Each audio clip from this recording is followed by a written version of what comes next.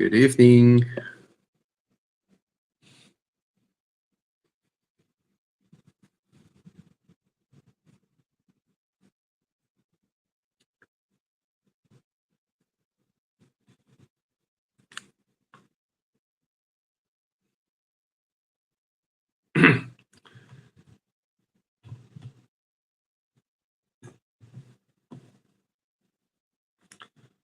Say hi if you're here. Here we go.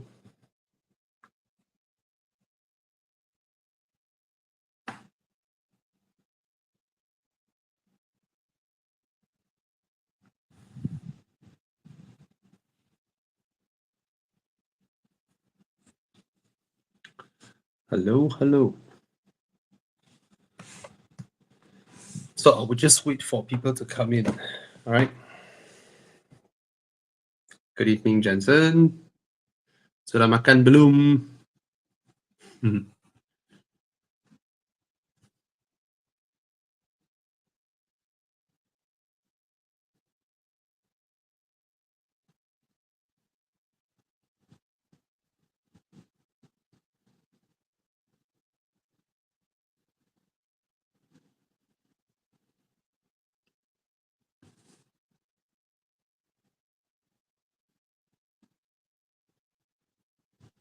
So weird.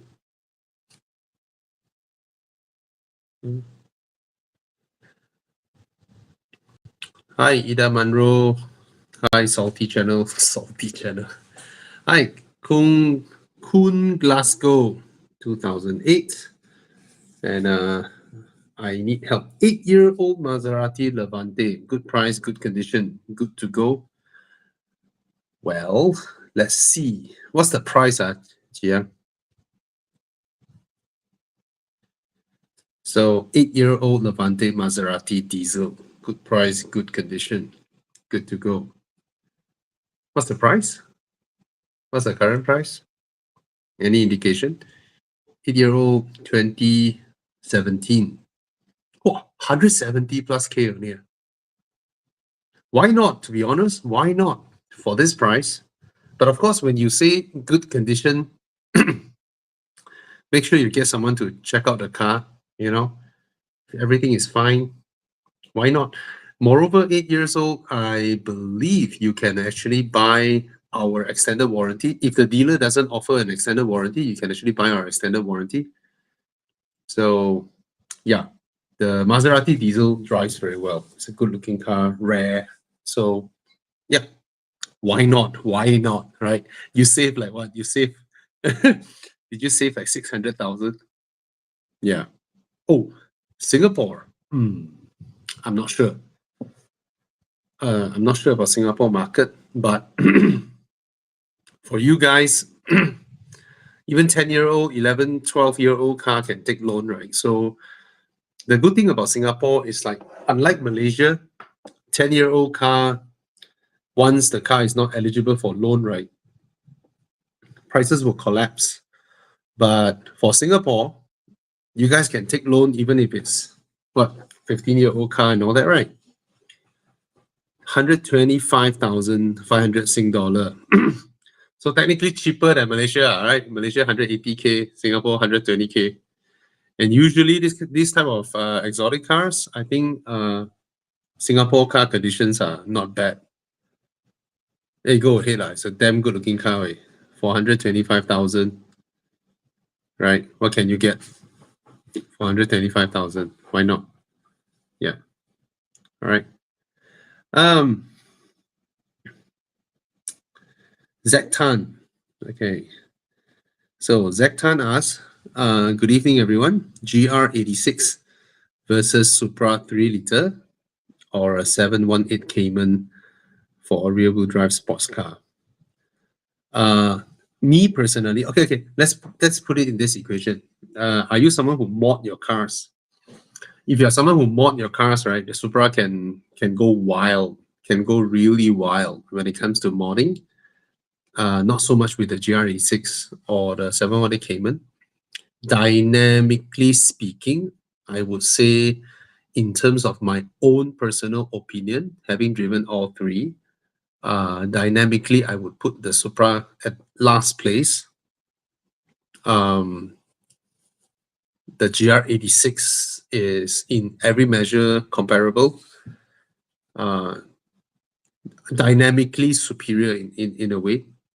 Is actually really, really nice. But at best, it's a sports car.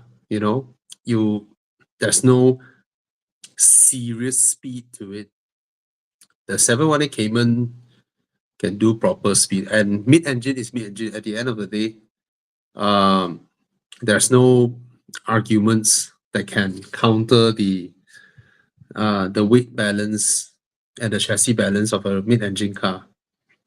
Like Thomas told me once, my colleague Thomas told me once, he said this is from his father. The difference between a regular car and a sports car is the placement of the engine. So this one you can't argue against it. Mid-engine is still mid-engine, right? Dynamically speaking, you just can't fight a mid-engine with a front engine.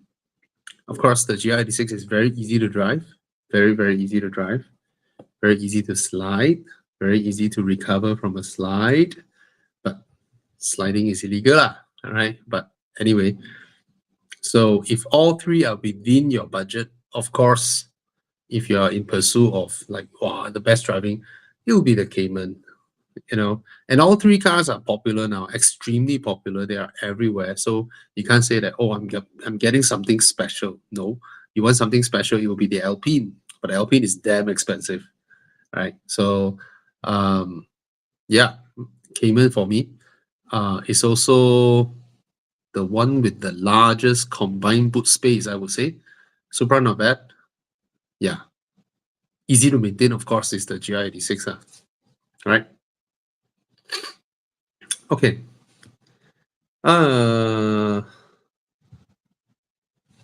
Okay, this is interesting. Nazril Omar asking, Suzuki Swift Sport or the upcoming Mazda 3 Liftback 1.5? Okay, before this, the Mazda 3 is damn expensive, right? But now, given that the pressure from the Chinese cars, as mentioned by Mazda boss, they've lowered the price dramatically. So now the Mazda 3 is 118,000? Okay, dynamically speaking, even though the Mazda 3 drives well, I would have to say it is not in the league of the Swift Sport. Okay, it is really not in the league of the Swift Sport in terms of handling, in terms of almost everything. The Swift Sport will run rings around the Mazda 3. Now, in terms of looking like a family car, obviously the Swift Sport don't look like a family car. But the funny thing is, in terms of rear leg room, it doesn't lose out to the Mazda 3. Mazda 3 would have a larger boot though than the Swift. The Swift, no matter how, it is still a small car. So if you're seeing a 5-year-old toddler, no problem. They can fit in any small car, right? But in terms of the joy of driving, if you're someone who really enjoys driving the Swift Sport, it definitely beats the Mazda 3. Power and handling and everything. In terms of how nice the car looks, obviously the Mazda 3 is prettier. Swift Sport is not bad. Interior build quality, no challenge. No Japanese can challenge Mazda, except Lexus. Mazda interior build is beautiful. And for me personally, I would of course hope the Mazda 3 can have Suzuki Swift Sport's handling and power. Unfortunately, it doesn't. Yeah. So if you like driving, go for the Swift Sport. But of course, to your wife, to your kid, it's like, that doesn't look like a family car. It's like a tiny, small car, but interior space, you don't lose out much to the Mazda 3. So more car for the money, I would say it's a Swift Sport. If you want to buy something beautiful that when you turn around and look at your car, oh my God, gorgeous, especially if you buy the red color, right? Yeah. All right. So I hope I help you clear your mind there. If there is an inkling towards, either this or this, I hope I help you in that. Okay. Chiang, you highlight for me, then you just select. Um, X5 X Drive 35i 73,000 km 2014 car 70,000. My experience with the N55 engine has been extremely pleasant. Not much of an issue. Um, Try and nego the price because for this model, the average price should be pressed down by the hybrid models. So try and nego the price. You know, I know it's not easy to find one, but you see, there's some that are going for 69,000. So they're trying to sell their cars. I know there's not a lot out there, but if you walk up to the owner, you've chosen the one you wanted, try and haggle, you know, uh, or dealers, try and haggle. Dealer, you can't haggle much these days. Huh. So yeah, it's a damn good car to buy. Go ahead. No issues. The engine, the transmission, they're all pretty reliable. Okay, and for 70,000, come on, for an X5 3-liter turbo, 300 horsepower, what more can you ask for, right? 8-speed ZF, bulletproof. Yeah, Yeah, it's a go good for car. it. Yeah. Go for it. Hi, Tana. Hey, God. You say, hey, Bobby. Ooh. Hello. You had your dinner? No,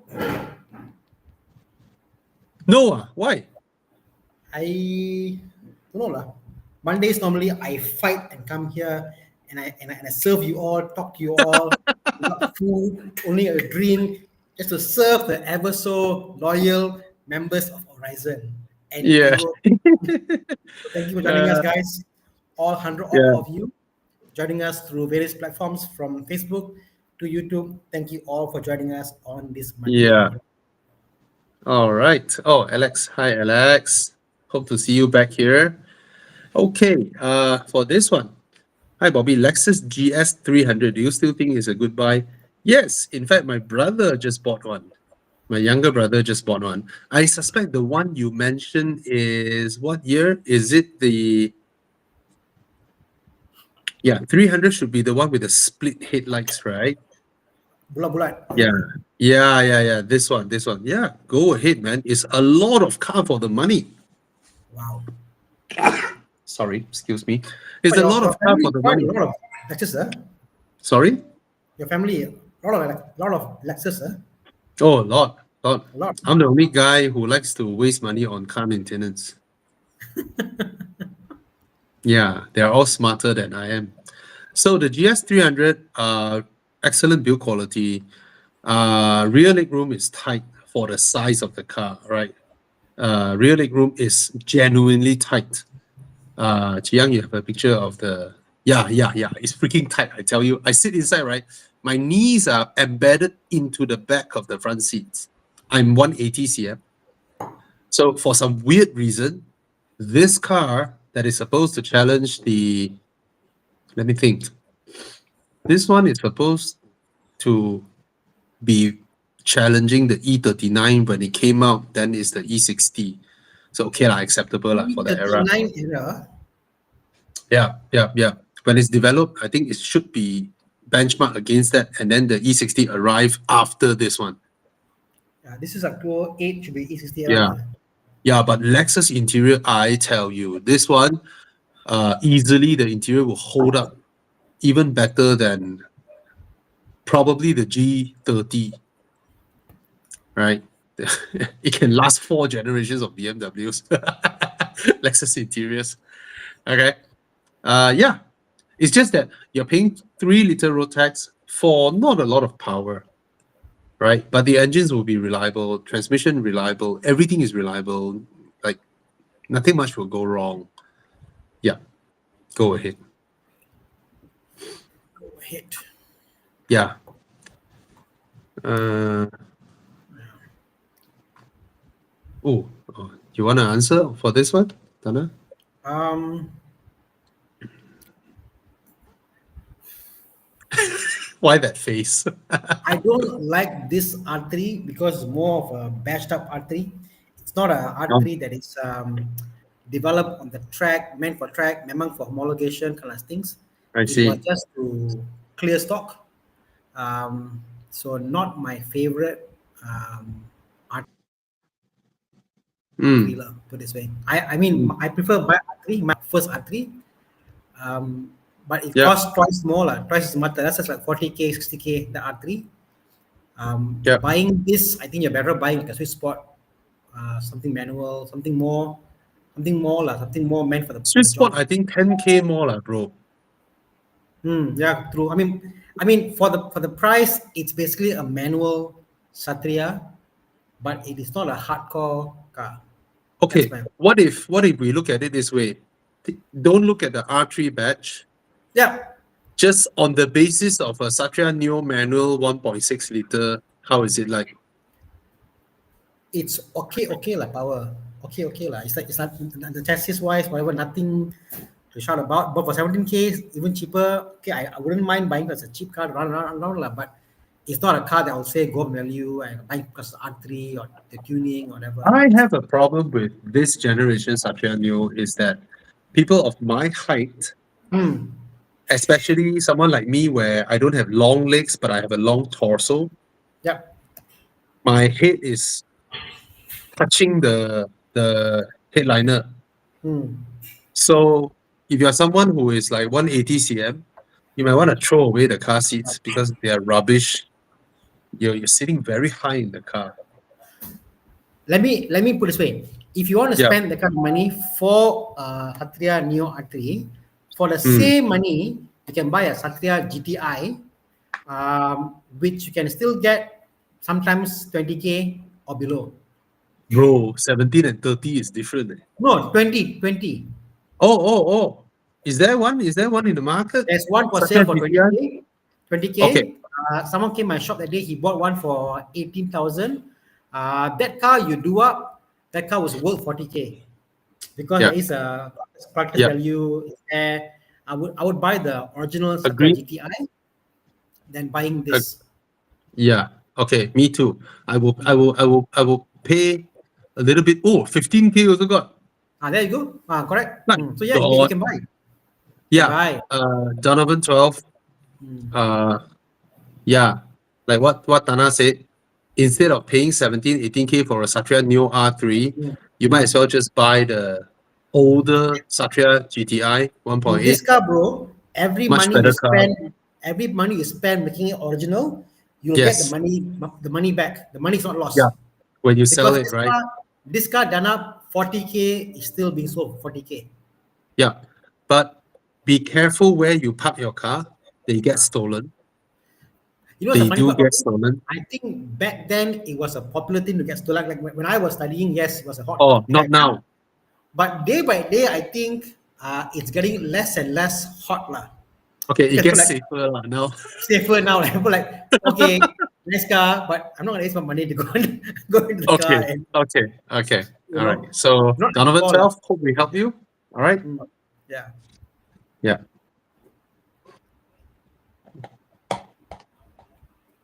Oh, can you answer Low Coin, my good friend, which I haven't seen in 20 odd years. Bro, let's just catch up, bro. Okay. Ultra Racing Bar, they are fantastic in terms of what it does for a little bit of money. What it does is good, but I wouldn't do to my expensive car because in an accident collision, it'll impact how the chassis will lari because it makes it so stiff. Things will lari a lot. It's more difficult to get back. But you know what? That's why we got insurance, lah. You know, if it's a car that the accident can claim back from insurance, it's okay. But if it's a classic car, you want the car to be like accident and repair back, I wouldn't do Yeah. those cars. I will do a different way of chassis reinforcement, but they will make the driving dynamics better. Confirm now. Okay, my thoughts on ultra racing is the good thing about them is that they are plug and play. So and they are not expensive, They're cheap. right? Yeah. So you install, you drive, you like, you keep, you don't like, you sell, you just take it out. You know? Exactly. It's But you know what the best part? Yeah. Sometimes like Nissan, do you believe Bobby? Nissan Tanjung sells Yeah. Ultra Racing Bar at the SC. Oh, nice. So which means like certain brands you can buy like if I buy from my Almera, I bought from the LC. which means it's under warranty. So anything happen, it's their fault, not my fault. Mm, It's about mm. the asset. So on those cases, yes, it makes sense. But I there was am a of the opinion whereby undercarriage chassis and all that, right? The stiffer they are, uh, actually it helps it because helps. I have personally experienced because when I reviewed the Proton S70, I Yes. said the handling is so like that, Mm. and then one of my viewers immediately after collecting his car, he went to Ultra Racing and installed everything. Yeah. Then he drove to me and let me drive his car. It completely transforms his car's handling. Yeah. So I would wager a bet that if it came from factory like that, Yeah. fantastic. Yeah. Yeah. So So it that's does work. expensive. Go ahead. Yeah, Mm. it does work. Yeah. I won't go on classic cars, but any modern cars, go ahead. It's Yeah. good lah, no issue lah. Mm. Thomas asked Autoform. Autoform does it a bit different. Autoform is attacking the chassis itself. I mean the inner chassis itself. Yeah. It is like, imagine if your car chassis behave this way, you'll make it the same way but a bit tighter. This Yeah. on racing bar makes it like a whole different car altogether. The car won't be like like original car. It'll be different, tighter. I love Autoform. Same here. I love Autoform. I love it. I love it.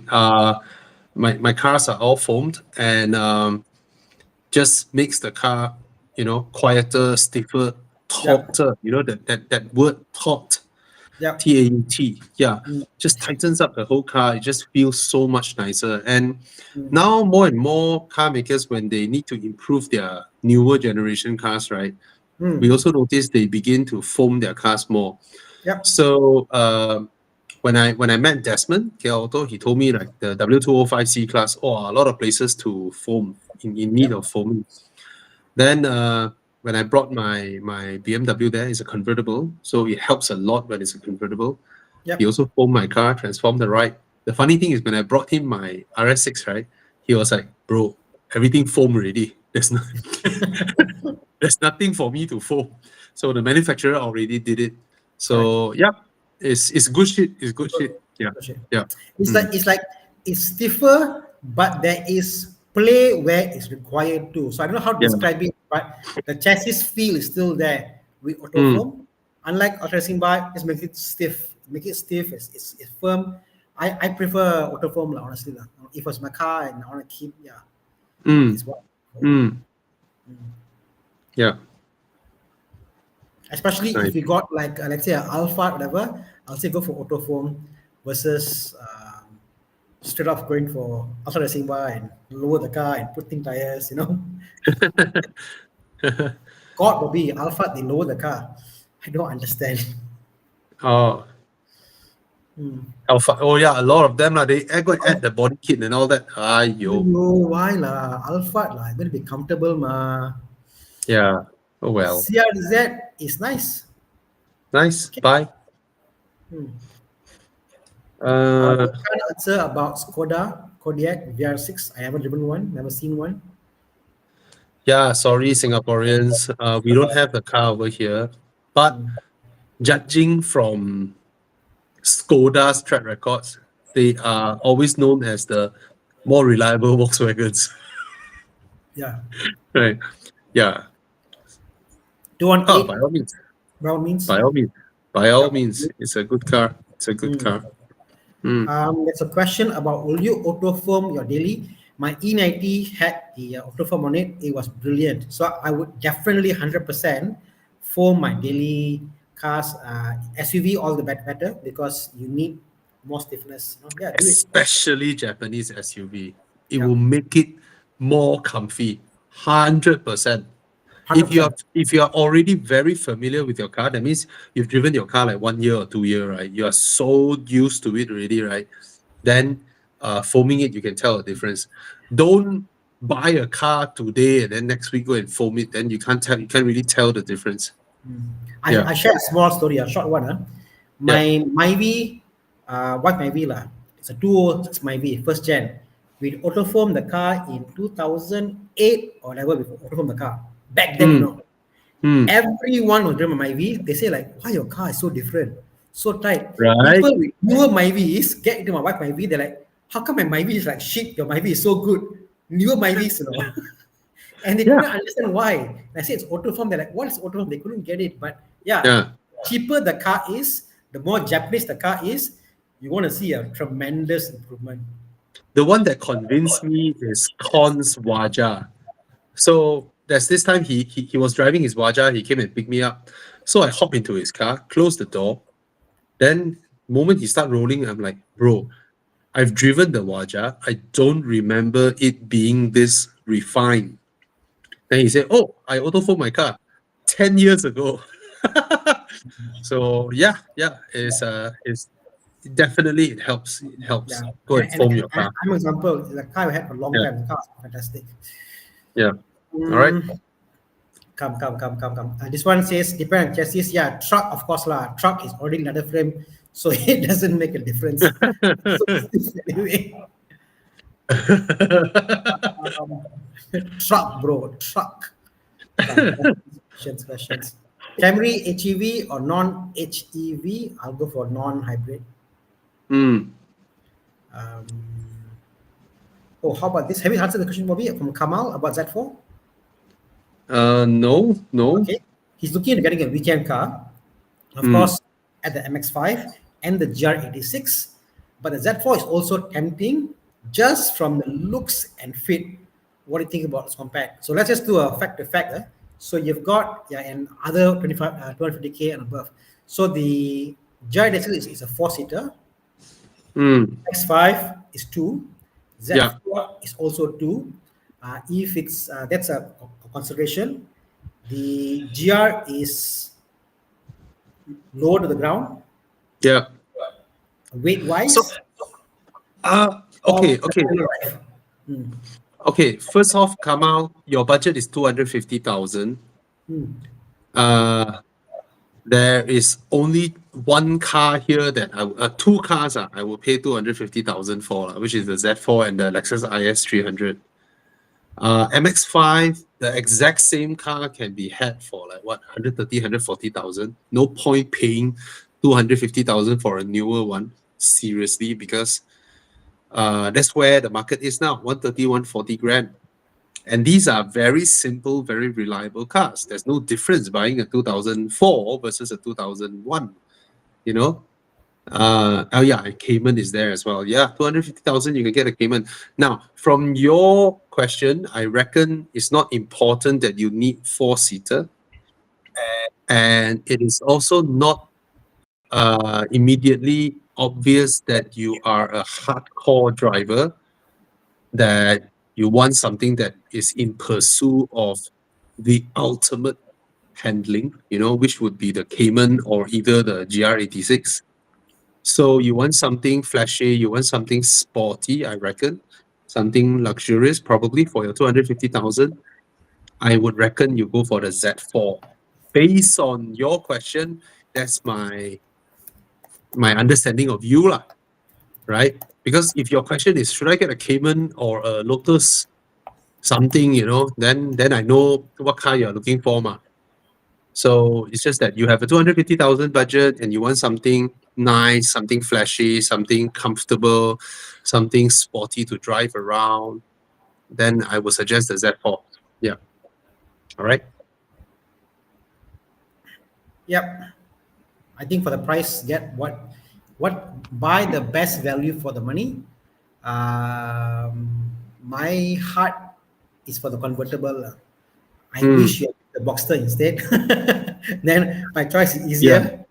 Yeah. 250 cannot get, right? Boxster to be 280, like that, right? 280. I think if you really go around and find you can get that. Akmal's one was there, right? The 718. But not at this price, law. 250, right? 270, even.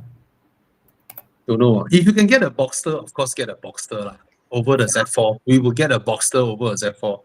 100%. 100%. Yeah, all of us. Yeah. Right. If you can get a Boxster, not a Cayman.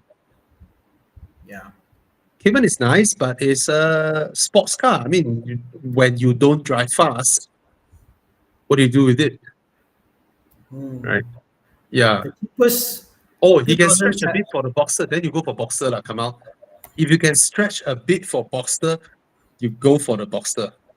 Yeah, yeah. Yeah, I'm yeah. going Boxster. Or if the Cheapest I see Boxster is with, 280. I think you yeah, can negotiate 250 if possible. Lah. yes, if Boxster is within your reach, then you go for the Boxster. 100% the resale value will be much stronger than the Z4, Mm. right? Yeah, I But mean, Z4 is beautiful also, lah. Z4 will depreciate much more than the Boxster. Yeah, yeah, yeah. Or if you can stretch for the Boxster, you go for the Boxster. All right.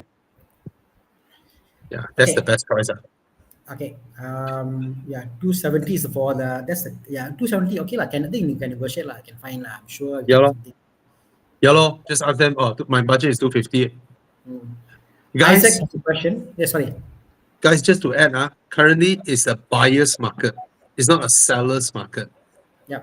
All right. So if your budget is 250 max, the dealer lists the car 270, 280. I tell you, you walk up to him, you offer 250. All right.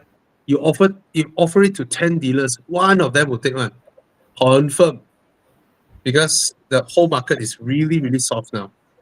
Okay. Go for it. Okay. You okay, Tana? You disappeared. I'm okay. My camera making issue again. Every time I tell you. I tell you, huh? Every Okay, week you sorry, have different start. issues. Second. Okay, without a fail every weekend. Every week. How's the build quality on the GR86 compared to an A45 or a GTI? What are the gripes you have with the interior of the GR86? How is the build quality on the GR86? I don't think the GR86 interior build it loses out to an A45. I think it's better than A45. But what's the Yeah. funny thing, Bobby? Today my turbo guy came. They do all the Yeah. turbo radios, you know. Yeah. And they said, I said, what's the market now? What's happening? He said, bro, every now and then we got a trend. Suddenly A45. all F30 fail. Now the trend is A45. He said more Mm. than half our income now is rebuilding A45 turbos. Yeah. Why? I mean, People are there's it. no why, bro. Overboost. Yeah. I mean, at the get-go, right? The A45 is a factory modded car. Yes. In a way, huh? It's It is already fine. squeezed to the max from the factory. And for those cars that are out of warranty, people want to mod it, from 380 horsepower, push it to 450. So obviously you're going to reduce the lifespan. And honestly speaking, given long enough time, every turbo is a wear and tear. Yeah.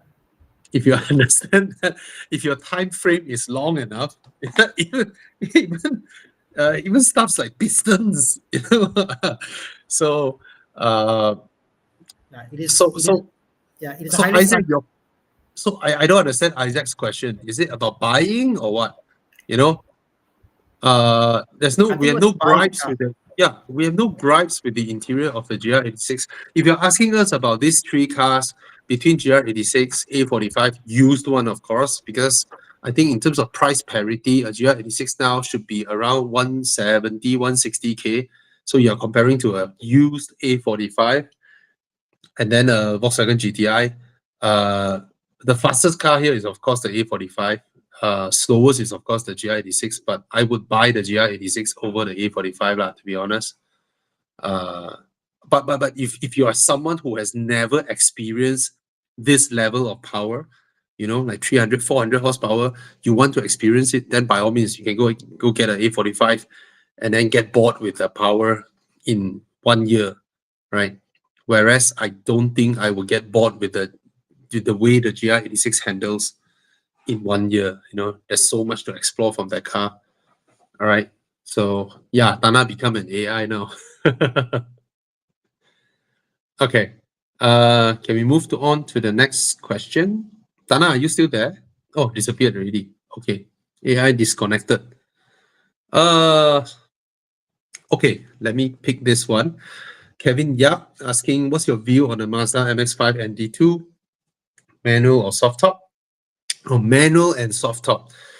I'm 45, married, and looking at this now, how's the maintenance like? Maintenance is negligible.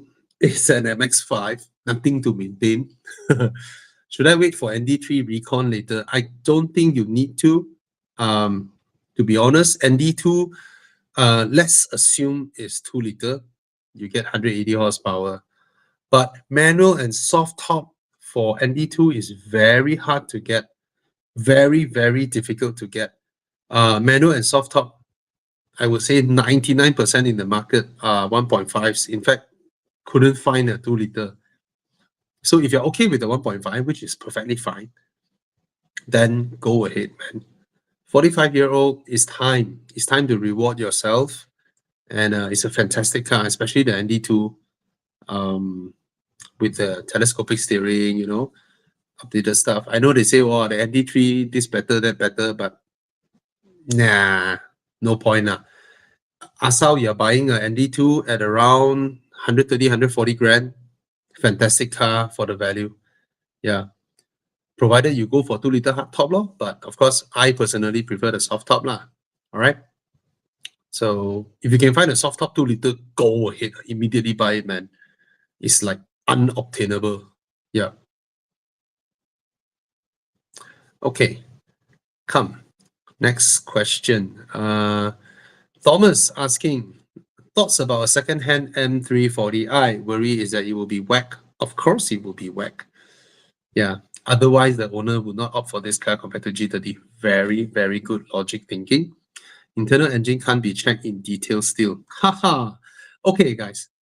Thomas, first of all, you can do a inspection on the car, and you're very correct. Internal engine can't be checked. However, you know, we always do things that help used car buyers, right? Back in 2018, we greatly publicized PPI, that means pre-purchase inspection.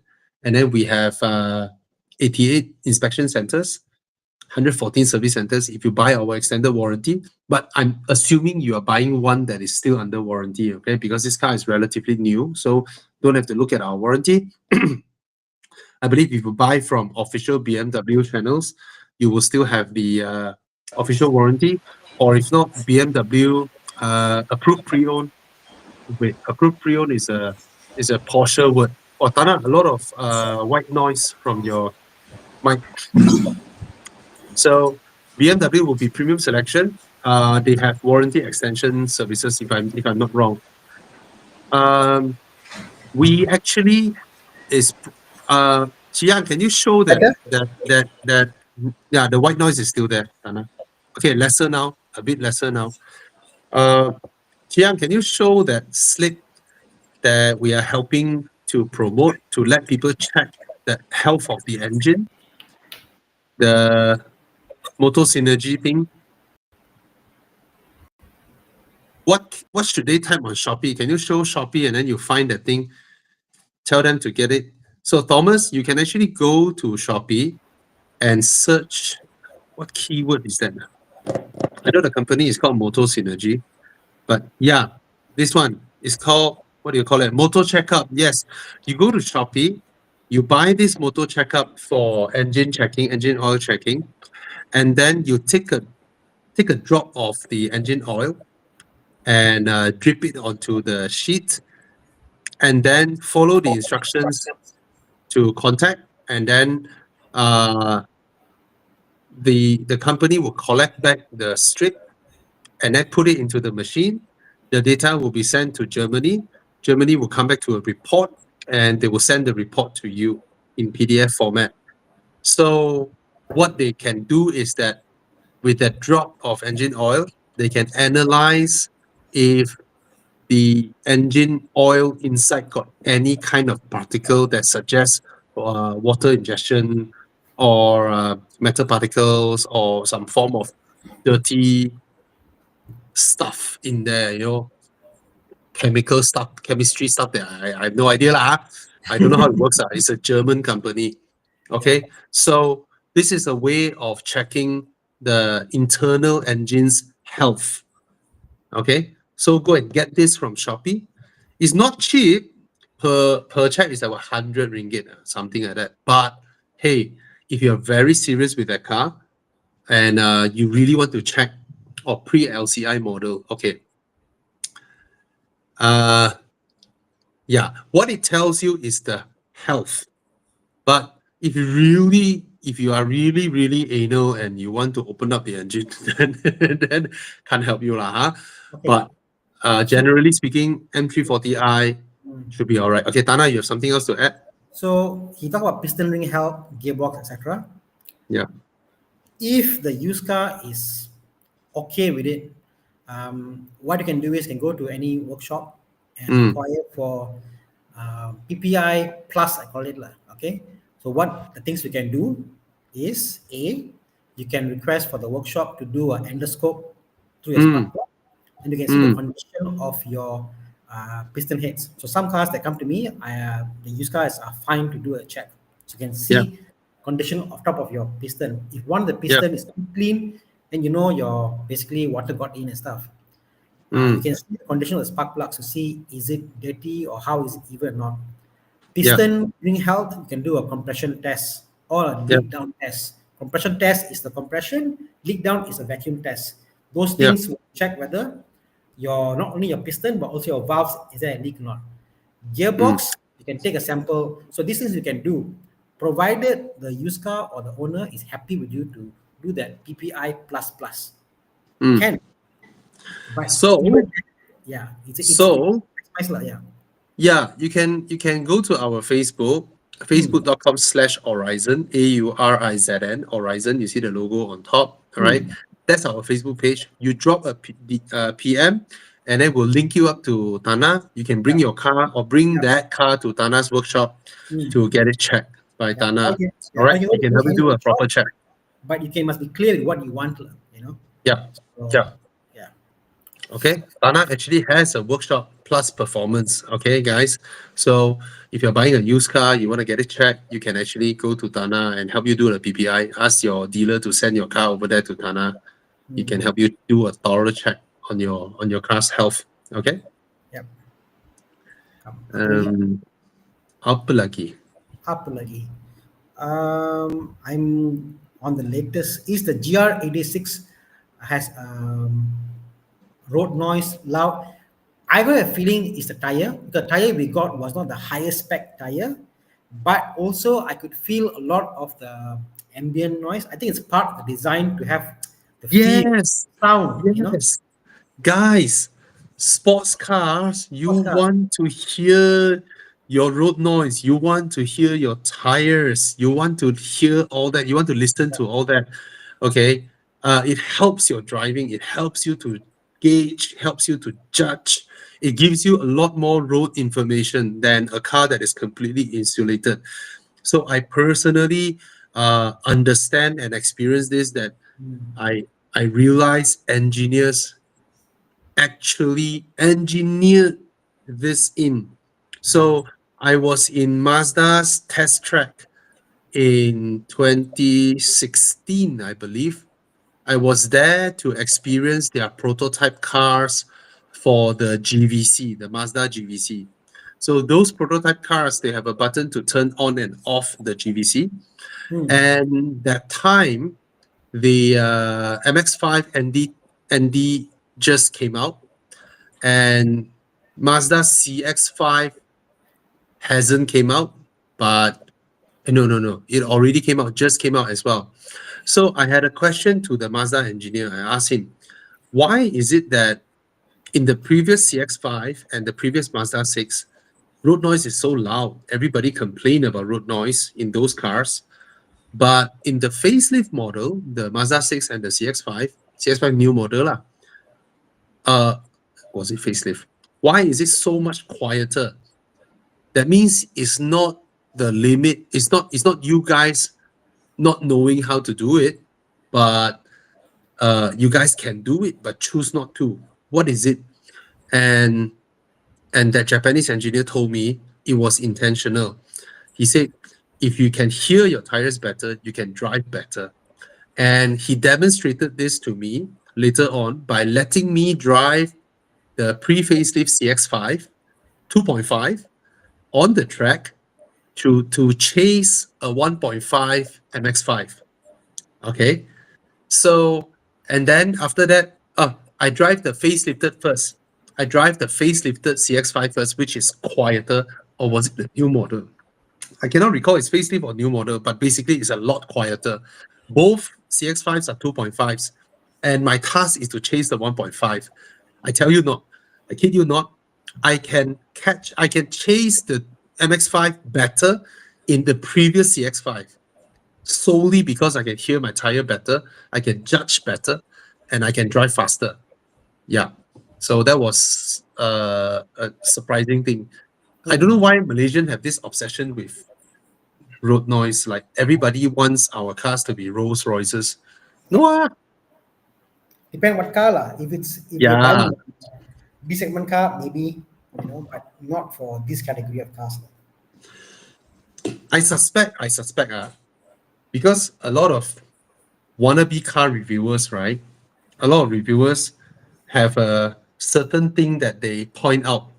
It's like a formula. Oh, I must point out this to appear I'm reviewing a car, right? So they will always mention about road noise.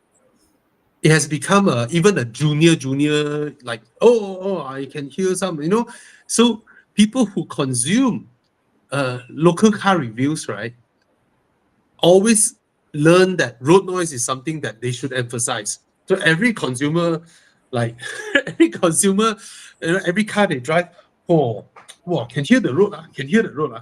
Everyone trying to repeat what they watch. I suspect is that. Do you know why I don't like the Cayman? Yeah. Because I can't hear the engine. The Boxster, you hear more of the exhaust, you hear more of the engine, you hear more of the road noise. That's and it's a bit more edgy. Yeah. That's why I prefer the Boxster. Comfortable is one thing, but the other aspect is it's more lively to drive the Boxster, and the Yeah. Cayman is so accomplished, so quiet, so refined. So, Thomas, something to tell you. When you go to KL Autofoam, right, if Desmond is there, right, you can actually tell him what kind of noise you prefer to still have. He is a driver.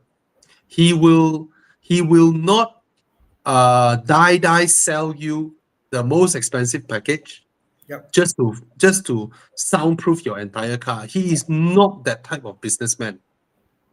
He will tell you your car, you want to enjoy driving, you need to leave a bit of sound from here, from there, coming in. He knows how to, he's an expert in this. All right. A lot of people also go to him for modifying sound system. His ear is fantastic.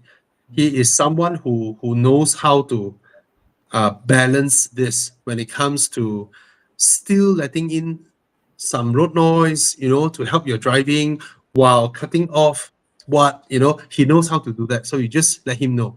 You just speak to him. Yeah. Awesome guy.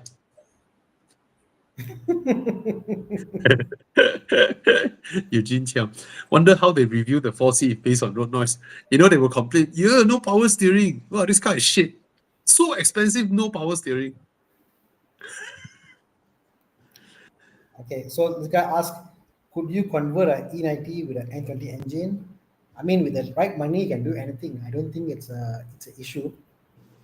But said that, I probably would not do it because the N55, it's a better swap into the E90. It's more native. It's meant for the car, and it's more power, smoother. So I would go for the N55 DCT conversion, or buy a car that's already there, then converting it. In terms of the engine, when you buy one N20 versus N55, is N55 a lot more expensive? Because most of the cost is with the labor, right? N55 half cut, it's about 20K, 20 plus. N20? N20 half cut, probably about around there, a bit lower, sub 20, no? Around there also, right? Around there So, also. so you are spending the same labor anyway, right? You see, half cut 23K, all right, that about 20 odd K, half cut M55, exactly. Yeah. 20K. So, are you saying that since he's paying that kind of labor to do the engine swap, might as well swap a bigger engine, right? No, to me, it's this. whatever. See, all of us are excited to modify cars. See, this is costlier. Okay, all of us are excited to convert cars. Okay, reality is, what you do, people may not like. Number one, and we are not millionaires. Modify the car such a way that that car has appeal not only you but to other enthusiasts, and you can do something with it. Like, Tana, yeah, V8, Tana, V10. Tana, can you put this engine in my 6 Series? Oh, definitely can. Easy one. Your car, no issue one. Every BMW mechanic say cannot. Why? All say cannot. E to F. You just have to, do. I mean, your gearbox must change, like, basically, because the gearbox mapping is the one that's a cover issue. You know, the gearbox is won't match with this unless you go Okay. manual. You know. Manual have to find the manual gearbox that can fit this one, right? Yes and no lah. You can always design your own bell housing and then put any manual gearbox and swap it in. Not an issue. There's a guy in Sramban, an old uncle. He's check up. He take all the Toyota gearboxes and all that. He put to Swan or vice versa. Because all the drifting guys, they go for the cheapest But the option. speedo have to change, right? The speedo have to change to the E60 one, right? Not really. Speedo you can map. Not an Then issue. the iDrive, everything, Can be done. No, it can be done. It's whether is it but become a Frankenstein car lah. Yeah, definitely. It's not a plug and play, but Okay. but it's going to be a point that you're going to have aftermarket Android system for your player. You're going to have all that will come in play. Like, Provided you can find the manual gearbox from US. yeah, US is the only market that sells the manual at that time. I probably will go for something like I'm sure you can do an 8 HP gearbox on this one, because 8 HP gearbox is actually a lot of open source things to modify actually. Wow. It's very open market. It's one of the gearboxes. People go crazy. 8 HP gearbox matching with a lot of engines. Wow. If my 6 Series makes this sound, Look at this M10 with an E92 manual gearbox. oh, That means the fella actually mapped this thing together, and now Yeah. that definitely can do lah. Manual, if it's a manual gearbox, easy, no issue with mapping and all that stuff. It's just you play your own gearing. but don't you have to tune the ECU of the engine to match the ratio of the gearbox? Don't you? No, what the engine will Yeah. will behave to your acceleration, Okay. matching to your gearing. So there is nothing like no, there's not really an issue. Like, if anything, you might want to talk about to Mike to limit the power, the map, how it goes. Scared the car will skip whatever at what. Yeah. That's all. Wow, if my 6 Series makes this sound, wow, then I will never ever sell that car. Never ever. No lah. And actually now I won't sell also lah. It's damn easy to maintain now lah. You want to turn it into a Frankenstein. I actually like your engine lah. I like your engine as is lah. Yeah, but sometimes with the roof down, you kind of hope it makes a nicer sound.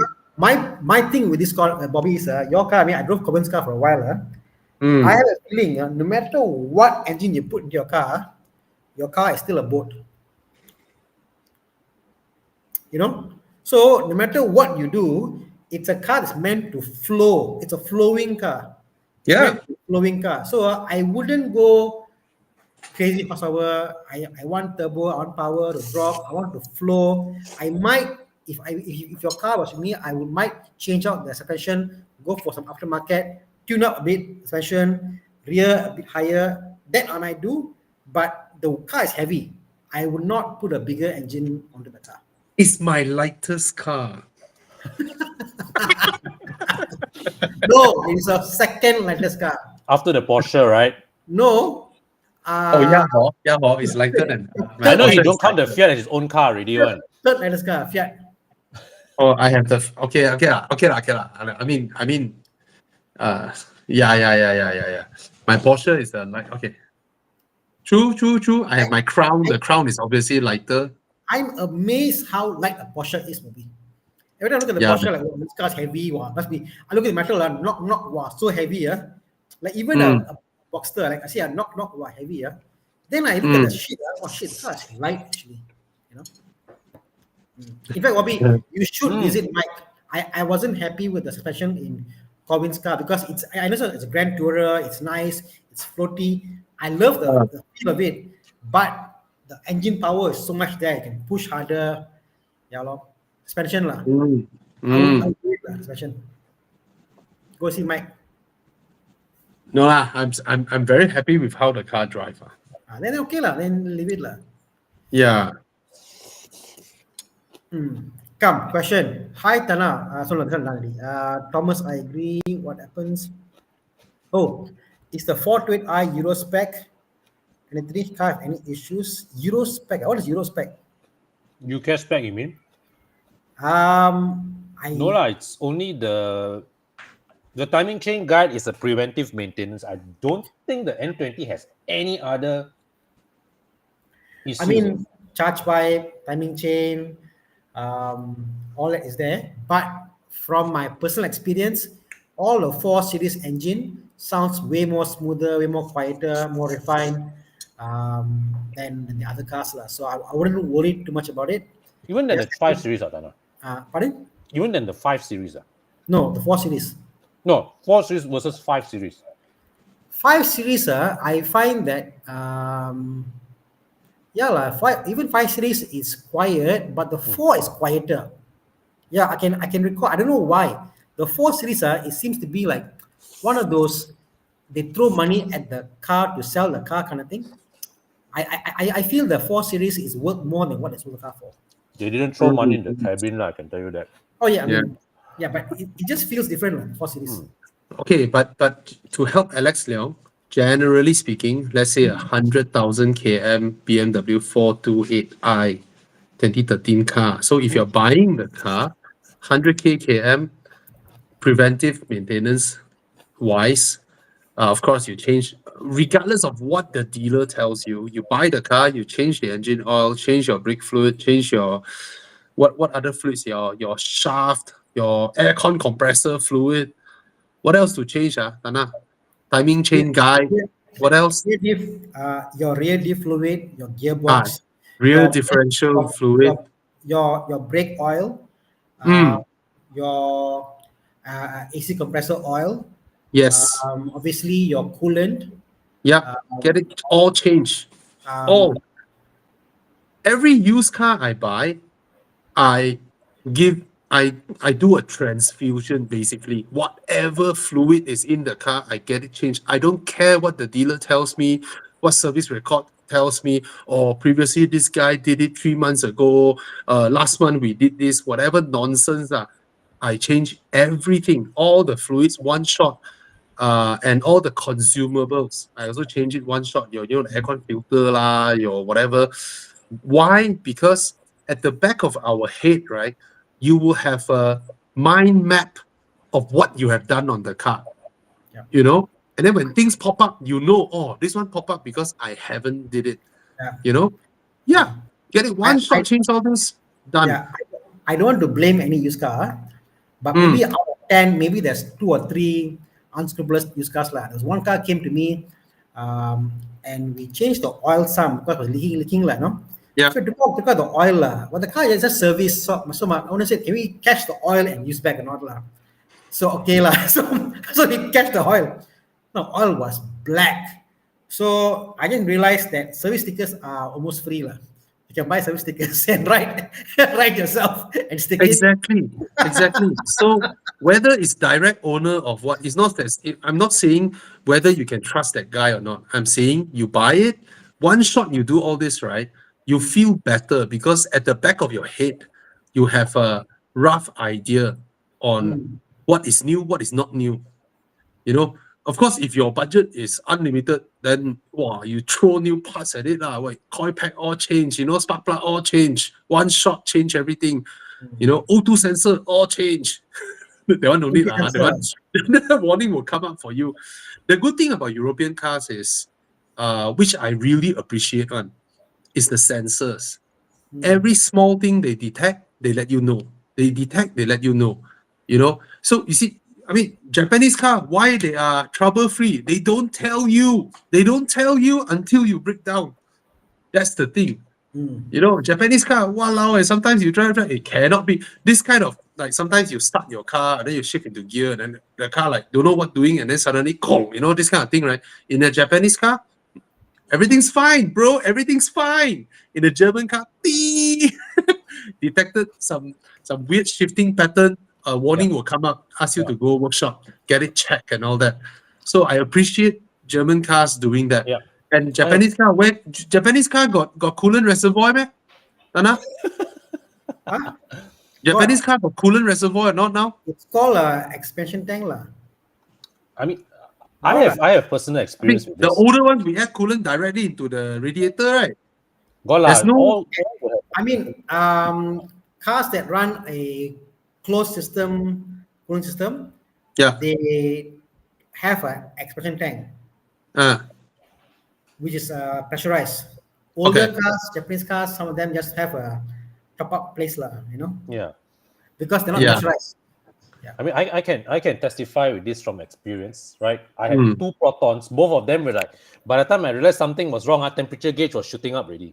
Exactly. Right. Whereas Where- German cars will warn you when your Yeah. reservoir tank is below. Yeah. Yeah. You know, That's the and- reservoir. That's the extra. Yeah. Yeah. Yeah. Mm. So very grateful. Like there was one time I was driving my daughter to school, Mm. and then just as about I reached the school, I was like, check coolant level. Yeah, sing. Yeah. So I just, but you know, still okay, like temperature still normal. So I just park the car, walk my Mm. daughter to school, come back down, open the engine bay. It's like wow, engine kena volcano massage. Yeah. So I was like, okay, the coolant was all there, but the temperature of the engine was still normal. So I was like, okay. I just like, okay, I left my car there. I walked home. I called my mechanic, and it was a simple thing, just that the bleeder screw was cracked. Yeah. So change the bleeder screw, top up coolant, car was fine. Yeah. Yeah. I'll So give it you was a small another plastic scenario. part. If O2 sensors fail and the car doesn't give you a warning, you have more fuel going in there because injectors are Mm. you burn your engine before anything happens. But German cars will say no, something is wrong, limp mode, retard the car, Mm. It is like this, what it is. Yeah. It's like Mike said, all cars got expansion tank, it's just that there's no Oh, sensor. there's no coolant level sensor. Okay. Hey, Mike is here. Hey, Mike. Some are called expansion tank, one is a reservoir tank. Okay. And it's whether it's pressurized or it's a non-pressurized system. All right. Okay. Bob Tay. Wow. Yeah. So Bob says that he's in real estate sales team, currently driving a Bezza. He has a budget of 150 to 200,000. Should I go for GR86, GR Supra, a G20, or a better option car for me? Okay. Is this your second car or you are replacing your Bezza? Of course, all of us love sports cars, GR86 or GR Supra and all that. But if you are replacing your Bezza, then probably you might want to go for the G20, the 3 Series, because no matter how you may one day have to fetch your client to look at properties, right? Provided your clients are all locals, they can drive themselves there. But what if you met a client who is from China, right? Or from other country, you may need to pick them up from the airport or whatnot. Then, of course, the best car to be a real estate sales team would be a Alphard or Vellfire lah, right? So you can really ferry your customers. But if you are keeping your Bezza, if you are still listening to this, hope you can answer us. If you are keeping your Bezza as your run-around car and you just want a sports car to enjoy, then probably you can consider, the GR86 or the Supra. Yeah. So, yeah, I think that's my answer for you. If you're replacing your Bezza, you better go with the 3 Series, the G20 3 Series. Yeah. It helps your work and it drives really well. You know, Yeah. the day Thomas And was congrats. Yeah, Congrats from a Beza to potentially a Supra or a G20. Well done, well done. Yeah, The other day, well Thomas done. was telling me about one of his friends, right? Also real estate. For the Mm. same budget, he went for a G12 730 and a driver. Smart. Yeah. Yeah. I think every property guy, if you got the budget, and if let's say you want to pay 5K per month or 4,000 plus for your car, I think it's worth thinking about paying 2.5 for a driver and 2K for your car, because you can get so much done actually. Yeah. He said he'll keep his Beza because already finished his installment. Chiang, how much is a 7-year-old Beza now in the market? I suspect they have good resale value. Really, yeah. I suspect because I wish they can burn all the Bezas down. Personally, I yeah, hate me that. too. Yeah, I hate that car as well. So They should illegalize since you finish your installment and the value is still about 20,000, can you sell your Beza and change it to a Suzuki Swift or something? safer. Yeah, yeah. Oh. It's in my books an absolute shit car. I know it's spacious, I know it's reliable, I know it's fuel efficient, I know all the merits of this car, but it is one of those cars where the car maker don't care about your safety in terms of handling, right? This car can lose control just like that. I Yeah, love my Almera way better than this Beza. My old I mean- Almera back then. Yeah. both are shit lah. Yeah, but my Almera was better lah, this way. Yeah, both are considered shit, but Almera is more comfy than a Beza. Yeah. Yeah, the reason I stick to Grab Premium now is solely because of the proliferation of Beza in Grab car. It's I don't know, three or four times I kena a Beza and I want to puke sitting behind. Yeah. And then that made me go into like, if I saw a Beza, I would prefer to sit in the front. And then the driver will be like, huh? Then he shift his seat back. Usually they push the passenger seat to the front, let us have more leg room, right? So after that, I just stick to Grab Premium and pay usually 10 ringgit more. Any And more? to just to avoid Beza. Yeah. About 10 ringgit more lah for I most pay like trips. 8-9 ringgit more when I do Yeah. even just plus. Uh, Plus, I, you know that one. around there, okay, I can't really. Yeah. Maybe one is about 12 ringgit, the other one is like 24 ringgit or something like that lah, when it's premium. So I do just plus because I without- want to. I do Yeah. plus without. I'm totally fine with Saga. Yeah. I'm totally fine with Myvi. Get plus. You know? Same here. I'm fine with Myvi. I'm fine with Saga, but I'm even okay with Axia. But just Beza. Beza is extremely uncomfortable sitting behind. We can't wanna- choose the cars, unfortunately. In premium, you can push the button down and then you flick the toggle to Velfire. Oh. Then the money goes up some more. But it depends on, sometimes it allows you to select only Velfire when it's not an airport trip. When it's an airport trip, it's default Velfire Alpha. Oh yeah, the saddest thing is when you take Grab Premium and then you kena Starex. Exactly. That car don't deserve to be in Grab Premium way. The Hyundai Starex. Horrible car. Horrible. Don't even have a 3-point seat belt. Do you know that, Con? It's a lap belt.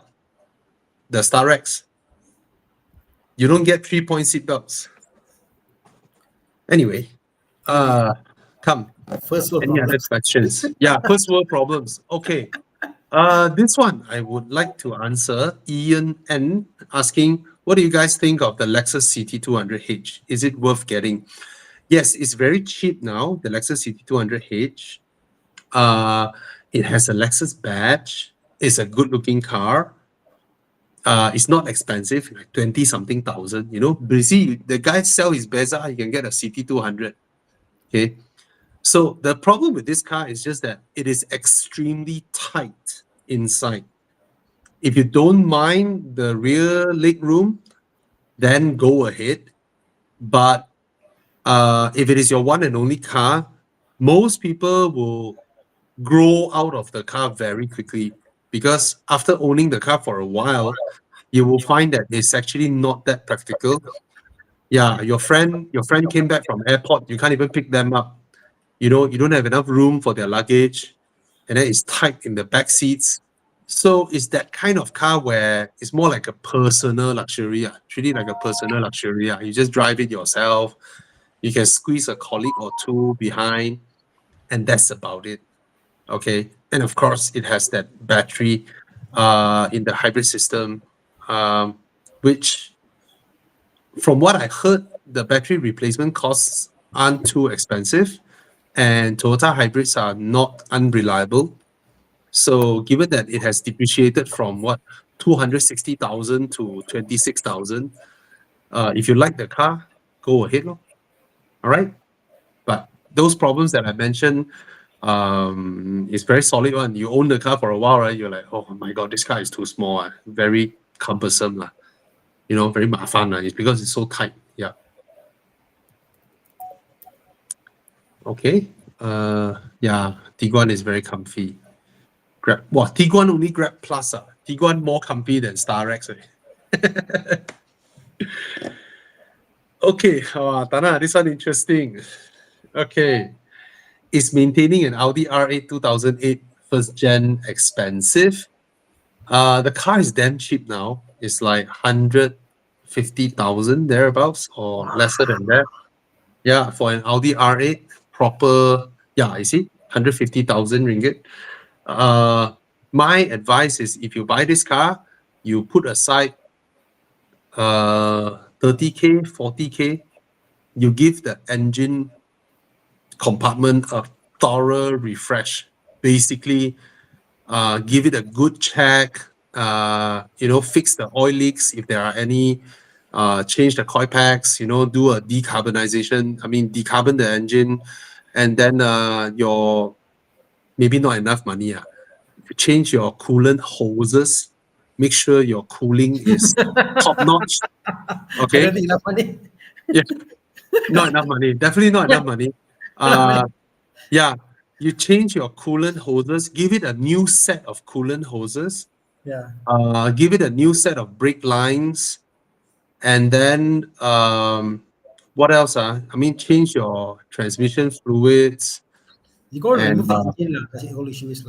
yeah, you gotta The engine, you it's an gotta engine do all of that. your, yeah, it's Yeah. gonna come to a point you want to spend each time you want something big in the car, 1-2 months the car is in the workshop. Yeah, you have to do a super duper thorough maintenance refresh. All right, you do that, your car will be healthier, will give you less problems. You don't want to just buy the car and just do a simple engine oil change, and then one issue results in another issue results in another issue, you know, non-stop go in and out, in and out, in and out, and then yeah. Yeah. My Yap said the twin plate clutch plates is already 30,000. So remember, this used to be a 1 million over ringgit car. Yep. So you are actually taking care of, you know. So if the hardware don't have big problems, because given that the car is old and it's only recently it has dropped from 200 something to 150 something. 150 is where, but granted, even at 200,000, this car is already a cash buy. So the previous people who buy your car are people who can take out 200K cash to buy them, meaning they are not your usual 200K Mercedes C-Class, BMW 3 Series segment people. You know, people who earn like 12,000 ringgit, 15,000 ringgit. They cannot afford a 30,000 clutch replacement cost. All right. People who can take out 200,000 cash to buy a sports car are people who can afford all that. So generally, they won't be in too bad of a condition. So you do those, give it a thorough check. You know, I think that should give you a better idea, but it's a damn worth buying car to enjoy. It is essentially a supercar. It is essentially in every measure comparable to a 997 Porsche Carrera S. No, it's supposed to challenge Carrera Turbo. back then, right? So it's just that it's an Audi, don't have the market following and the price is here, right? So go enjoy the car, give it a thorough service. It's a very enjoyable car to drive.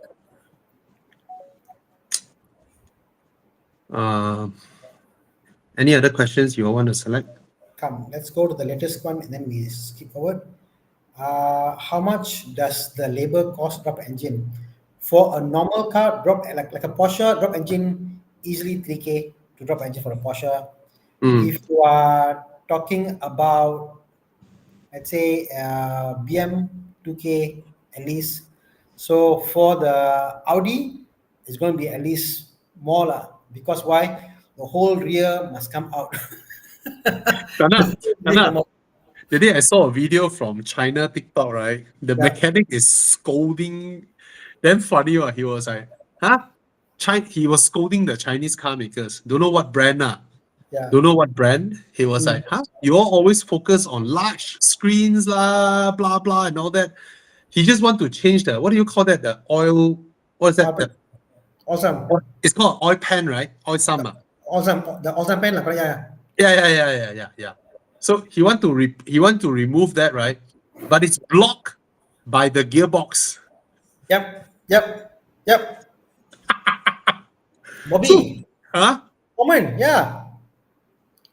Oh, very common. No, some cars are common, but yeah, go on. I'll tell you that story. Go on. Yeah, lah. He was like, what the heck is this? I need to remove.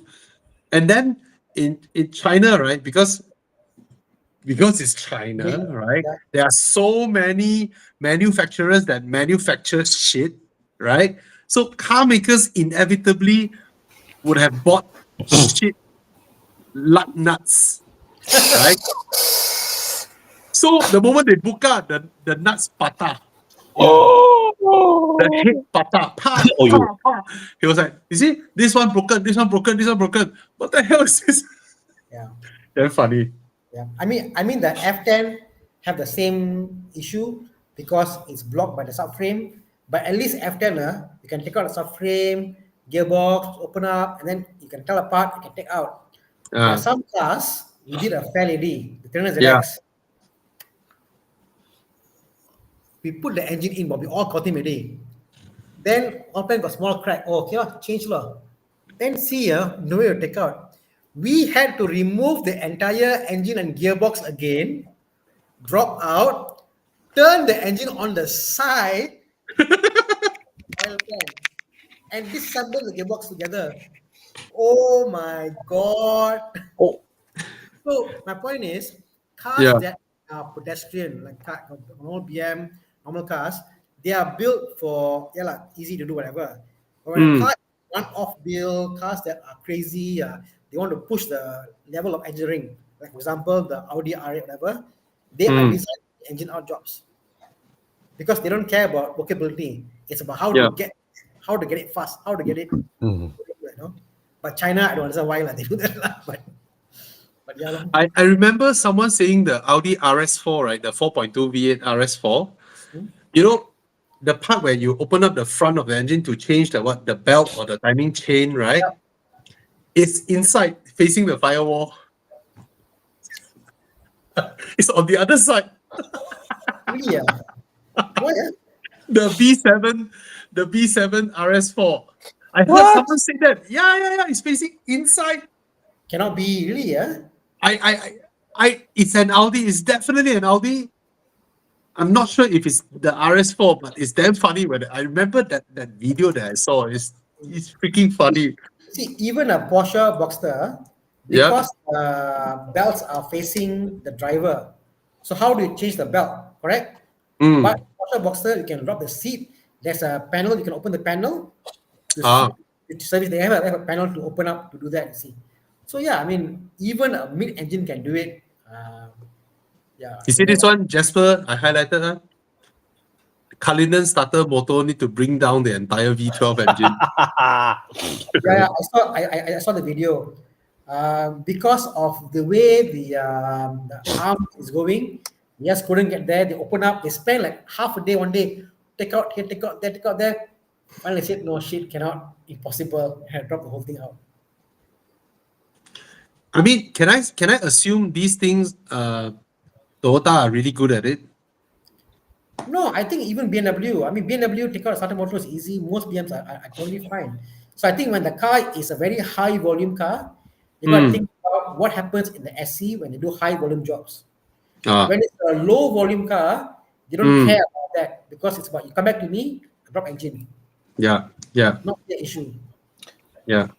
Actually, you think about it, right? BMWs are relatively easy to DIY, maintenance. Yeah, Mm. yeah. I mean, Audi is horrible. Even my Audi A64 Bobby is horrible. A lot of jobs take out the Mm. bumper to access the front. Horrible. Yeah, that's what my Audi has to live through. Everything has to also have to every time, everything. Remove bumper, remove headlights, Oh you my know. god! I have a phobia whenever I do that. So many, but after a while, you're like expert. Zoom, zoom, zoom, zoom, zoom, bring it out. But phobia, man. My Audi. Now BM is so simple. Wow, access. Wow, take out, put in. You know. Okay, what is this? Oh, Bob Pay again. So sometimes I do have to take customers to site visits. If there is an Alphard Bellfire but no driver, I will be the driver. Is this still the best fit for me? Well, I mean, you can be the driver. I mean, if you're bringing your customers, I think they Yeah. appreciate that, Yeah. you're driving and then sending them. But up to you, lah. I mean, There's nothing wrong um, driving an Alphard of Railfire. course, Chiang here show you a BMW 7 Series, which Yeah. you will really enjoy. But I understand you. You come from a Bezza, you want a car that you enjoy driving and looks like your car. So if your job requires, then probably a G20 law, right? It's still fun to drive. It's still relatively new and not hard to maintain. Yeah. Then enjoy the car law. I mean, cannot everything just be for money, right? You Yeah. are only young once, right? You Yeah. can buy a Alpha Bellfire later, right? But So if you're using the car for customers, right, I recommend going for the 320i, the non-M Sport one, because the ride is a lot more significantly more comfortable. comfortable. Yeah, yeah, a lot more comfortable. Okay. My This one I from have a yeah, sorry.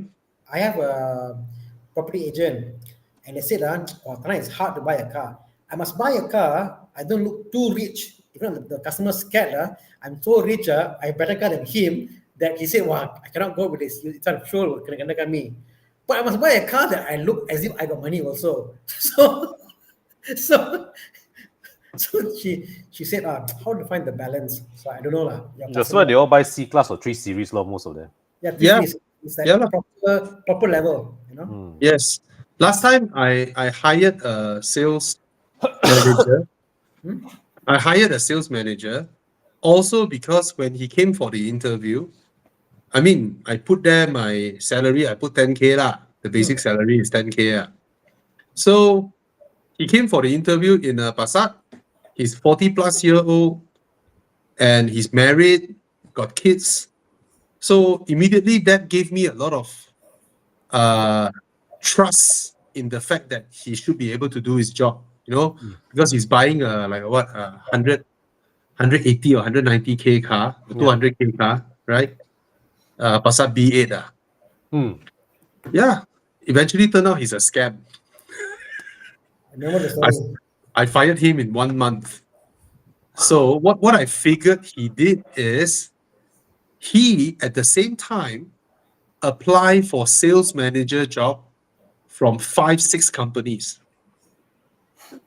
taking salary from 5-6 companies. Wow. Yes, perpetually going for interviews, keep taking new jobs. Because he's always out of office, right? The boss will think he's a very hardworking sales manager. Wow. Yes. And he's telling me that, I set appointment with this, set appointment with that. Until one day I suspected something because I asked him, hey, if you are seeing all these clients, right? Like, what did you guys discuss? Probably we should be prepared because you say the client very keen, right? We should prepare our website or whatnot, And eventually he's like, I'll come back to you, CC me in your proposal sending. He did not. Then one day I just like, hey guys, our server is resetting all our password. everyone's email, you will receive a password reset. So during that 5-minute interval, I went into his email and see nothing. Yeah. So I fired him. And yeah, lor, wasted 1 month, but I mean that's how it is lah. Lucky But was that's only quite 1 month. epic also. Yeah, pretty epic. Got people do that. Walking way. Yeah. Imagine his monthly salary, power. We had one guy. We had one guy working in IT, and this guy was some networking stuff, whatever, you know. Yeah. Then he worked remotely. Now his boss was somebody in US, not in Malaysia. And then my friend was the location manager. Then, then he always calling me, oh, I'm remote working, I'm working other hours, whatever. And ask the boss what's happening. Yeah, my network is totally fine, no issue, whatever. Then we saw coming in the office, he's still in, only tagging the month one time. So he's only coming in on the month one time. Then he found out he only come in the office to submit his claim. Then we checked his LinkedIn profile. There was the same LinkedIn profile, the name, few places he's working for, because it was a network. So all the IT guys are very smart with that because their work is to monitor networks. So there are 5 states pointer 5 networks count team. Same job, but, you know. Yeah. Crazy, Crazy. Yeah. Okay, what other questions? Car buying questions. This one from Singapore, Eugene Sim. Use Macan 2 liter or a used 420i convertible. Currently driving a 1.4 TSI in Singapore, 2 adults plus a 4-year-old kid. Get the 4 Series. Just buy the 4 Series convertible and you'll be a very happy man. Because ultimately, if you think about it, if you really think hard, a Macan is a 5-seater. A Golf is a 5-seater. Yeah. And yeah, Macan is a hatchback, a Golf is a hatchback. Of course, Macan is slightly bigger in every measure, but it's not that big of a difference of a car. But given that you and your wife and your kid is just the 3 of you, the 4 Series convertible rear seats are very spacious. You can sit an adult there, no problem. So I would suggest a 4 Series convertible. You'll be a very happy person driving around in the 4 Series. All right. Guys, have you all warmed up to this big nose BMW 4 Series look? The 4 Series actually I quite accept already. The M3 and the 4. Me too. I like it now. What about you, Tana? I mean, I think you can see my whole video when this came out. I said I can accept that because this car was supposed to be annoying. It's supposed to be in your face. And I think for the 4 Series, it's in your face. So I think it's the car. Yeah. For the 4 Series, no? What is in a very obscene color. This color also it has to be an obscene color. Like ridiculous color. I like it now. I like it now. I like it already.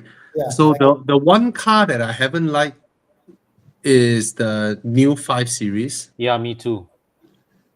And so LM? XM not yet. IX also not yet. But I suspect I can accept the XM faster than the IX. Yeah, I mean all are considered ugly, but you like is a different thing, all right? Yeah. I can live with the front most of the time. It is what it is, but I'm just not happy with the way they style the side of the doors, how they style the rear. They took a very approach of the metal molding. I'm not happy with the doors. The doors is actually. Oh, okay. One question from Jonathan Raj. Is it worth buying a car approaching its 10-year mark? Looking at a 2017 Mazda 6 Touring at 78,000. Nice car, bro. Nice car. Second question. That or a F30 330i at 100K? or a 320i at 85k. So expensive, man. Wait, F30. No, F30 is good much buy, money. but it's not at this price. Yeah. 20i, I believe they are hovering around 50, 60k at the moment. Okay, maybe Uh. on the high 50s lah. Facelift version. Facelift. The because hey, don't forget these are what 10-year-old cars already. Oh, okay, 330i still holding at about 80 plus, Yeah. right? But they are not 100k. They Yeah. are not 100k, Yeah. right? Yeah. 320i, I believe, is 60. They're about 50. If you're lucky, 55. Hmm. Hmm. These are all facelift we're talking about, right? Facelift, yes. Okay. I 320i actually, right? Used car dealer also give pretty good trade-in value. If you're selling, I mean, for a car that's going for 60k, a used car dealer will offer you about 48, 49. So I think all three of us will pick the F30 330i, right? But not at this price lah. Yeah, not at this price, at whatever market value, 80 something or whatever, right? Tana, Yep. BMW 330i, right? Yeah, I think it's too much money, lah. No. I mean, not following his 100k car, but 80 something. No, 320i internals are different from 330i. Different internals, yeah. Different. Different internals. Yeah, but if your budget is 100k, G30 is something that I would get. Not Yeah. this, because you're only looking yes. at Mazda 6 today. Yeah. If you're a Mazda kind of guy, F30 is too old for your budget. Get the G30. Too old and too small. Jonathan Raj, Chiang, try to find him a 100k G30. Can find or not? G30 can find 100k or not? Buy a G30. It's a newer car, extremely nice interior, bigger than the Mazda 6. Because the F30 is slightly smaller than the Mazda 6. Yeah. Better Oh, See? 30 or so. See? yeah. Get this one, Jonathan Raj. I mean, get it, bro. Nice, very nice. It looks the part, lah. This guy is just Yes. baller, Yes. lah. So just to repeat your thought process, Jonathan. So you're looking at a 2017 Mazda 6 Touring at 78,000, but you are ready to spend 100k on a F30 330i or a 320i that you found at 85k, but we have proven that 330i can be had for 80 something.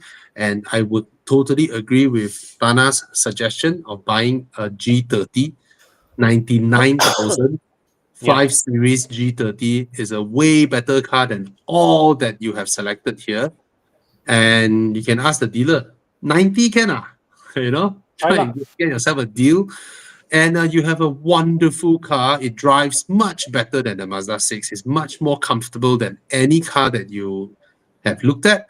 It's as low maintenance as the F30. I mean, I don't think there's a huge difference in the way they maintain.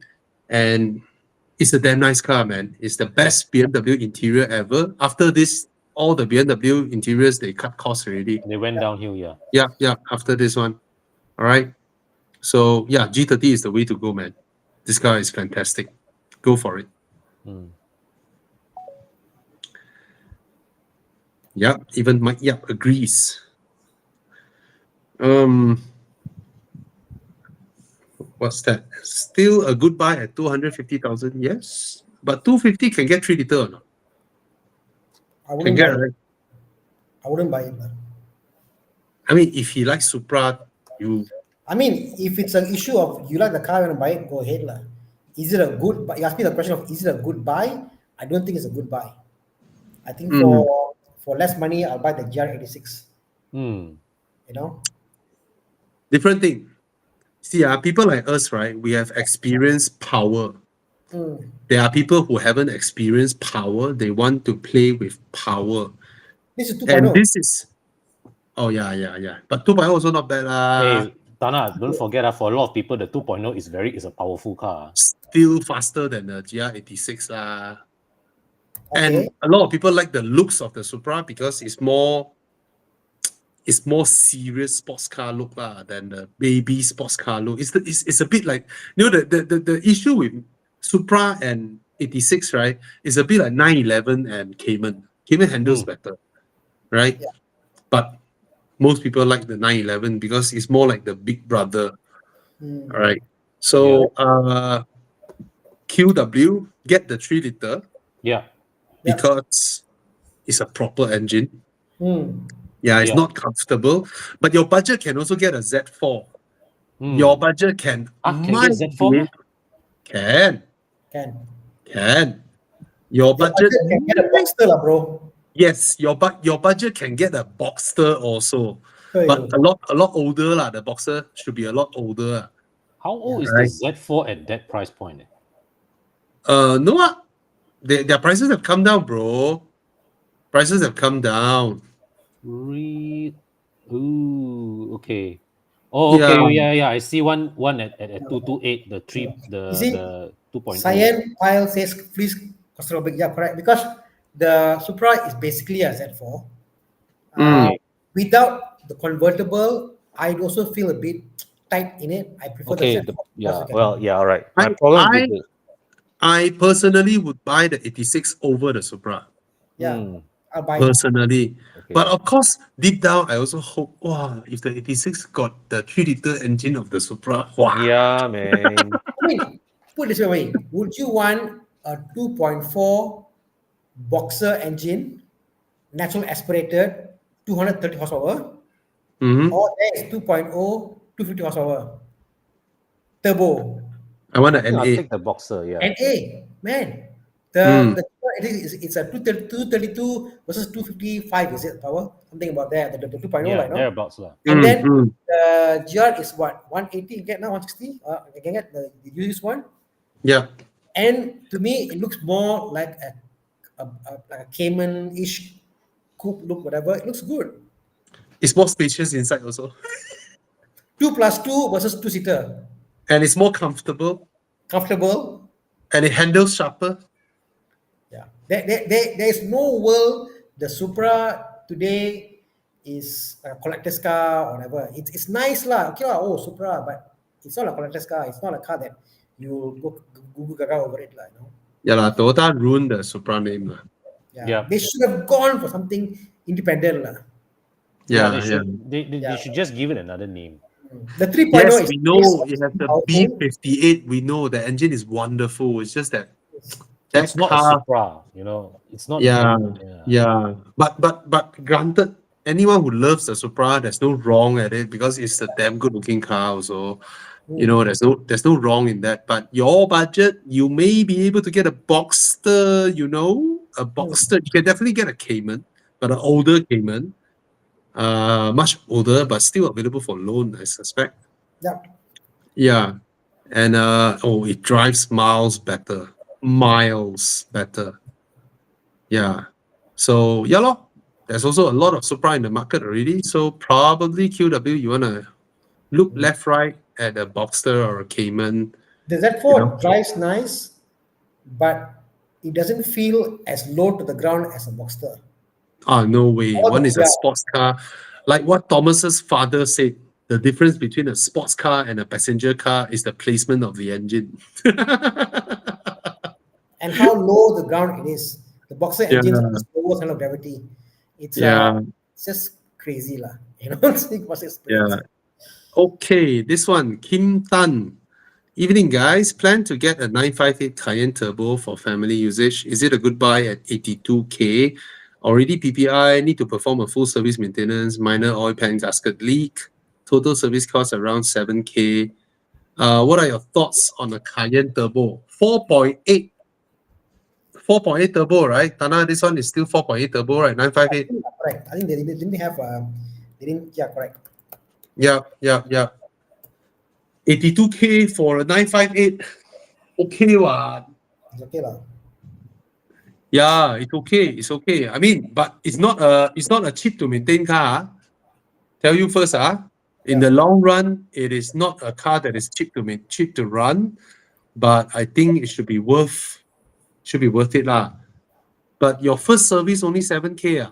You baru buy the car, you should spend more. Your first shot should spend more. Like what I said, I mean, if a car is like more than 10 years old, right, you might want to change all the, the pipes, the coolant hoses, all give it a good refresh on all that, because if they haven't leaked, they will leak sooner or later. Provided it has been done, then it's a different question. Okay. Okay, and get it properly checked. Yeah, it's a damn nice car to buy at 80,000. I honestly prefer the 3.0 diesel on 958. I think it's, Uh. I mean, I think the power is there when it's tuned, the torque, the way it pulls, it suits the car more. I find the Cayenne Turbo is fun, powerful, but where am I going to go? No sound. Overtake everyone on the highway. No sound. It's turbo. What? Okay, you have the deep rumble. You have the deep rumble. It's Deep not a rumble. screaming V8, but it makes the. It does that. Oh. Yeah. So, like what you mentioned earlier on, it's an old car. If you want to change the brake lines, change it. Right? do. If you think, coolant hoses, is it the original one? Is it already haven't leaked? Haven't leaked? That means it will leak. Then get a change also. Yeah. Give it a thorough refresh. Oh, Spend yes. more than 7K. 7K looks like a bit too 7K little. is very, very little. Yeah, Very, for very this little. car. That day only, I just drove in a parking lot a Cayenne Turbo 957 with no brakes. Wow, that's scary way. Hmm. The car just Damn scary way. the car is faster than the same generation 911 by miles. By miles. Yeah. Yeah. So fast. I just give Kim an example. Okay, I have a 4-liter V8 twin turbo, right? Every time I go into the workshop, I will tell them they whatever they can see. This one we think, I would say change. This one we think, I said change. So most of the time the bill come back 15-20K. Serious? Yeah, that's yeah. Most of the time. Yeah, when it goes in, I will like, okay, this one do. We saw this, do. We saw this, do. Wow, I love to be a mechanic, lah. You were just telling maybe I can afford an Audi. you were just telling me today what people who run Audi workshops, right, end up buying Porsches. Oh my God. I tell you, it's Yeah. a good business, having Audi workshop.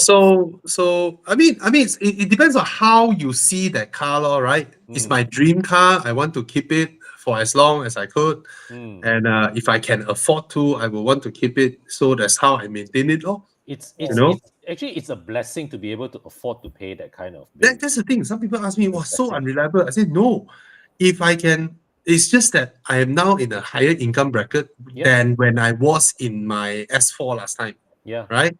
So if I can, I mean, it's not easy also lah. It's also very 心痛lah. But I see it differently. Like the way I won't treat my Audi the way I treat my Crown. Right. Can jalan one lah. The car won't die one lah. Right. Steering rack, never mind lah. Screw it. Can use. I get a bit paranoid with my Audi lah. So that's why it's expensive lah. The car run? Of course it can run. Of course it can. But I want my cars, basically my Aston and my BM and my Audi, I want them to be able to, tomorrow go Chiang Mai, let's go. I want it to be in that condition lah. Yeah. Yeah. You ask me bring my Toyota Crown to Chiang Mai, I don't dare way. I don't know, sampai where I lost something or coolant leaking, shooting out of the engine. I don't know. It's not that I abuse the car. I still take care of the car, but not in that manner lah. Yeah. Just now the guys mentioned that his Beza, he paid off the car with a 4-year installment. Wow. That means his car is worth a lot way. Sell if your car pay off already, right? Your Beza pay off already, right? Immediately sell it. Then you keep that money, right? You keep it for what?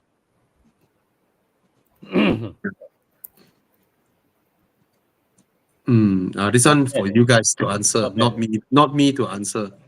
325. I mean, but E46 prices are now memang at this level already.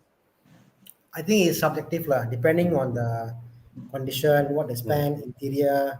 Very, very subjective. Because E90 prices are also slightly higher than this. You can get a good E90 also like what 15K to 18K. Again, so E46 I think price. it's, Huh? I think it's subjective. At this kind of old kind of cars, Mm. condition lah. What do you want Mm. to get? If it's a dream car, interior how good it is, so you can't say that. Yeah. Can I say E90 generally is more reliable than E46? E90, the interior is more hardy. E46, every plastic will break, everything will crack, everything will shake or sound. For you to restore E46 interior, cry lah. Whatever, you cry lah. Until know what you spend you fix already. Suddenly something drop. What the hell? Tana, 2 years ago, I just replaced my BMW's rear seat belt bracket. Hmm? I just replaced it 2 years ago. Brand new part. Broke already. Lo. You know why? Why? New old stock. Oh, okay. It's a new old stock. Understand. But honestly speaking, when it comes to interior, compared to Audi's, BMWs are shit. Yeah. Especially But, that I mean, era. That yeah. era I think only, for example, even F30, interior is horrible until 2016. Like the facelift, I tell you, interior quality was way better. But pre-facelift is crap. So, Yeah, but yeah, to an Audi owner, it's still shit. fair enough. I agree. Every time I get to an X, I'm like, wow, interior is so good till now. I have to say, when it comes to plastics, Japanese makes the best plastics. It's Japan. Their plastic qualities. You can be in a freaking 1970, late 1970s Toyota Century. Look at their plastic. Wow, proper plastics. Right? Hard wearing like hell. Japanese plastic. You look at old Japanese appliances. Their plastics. Top notch. Japanese plastics. They know their plastic, man. Okay.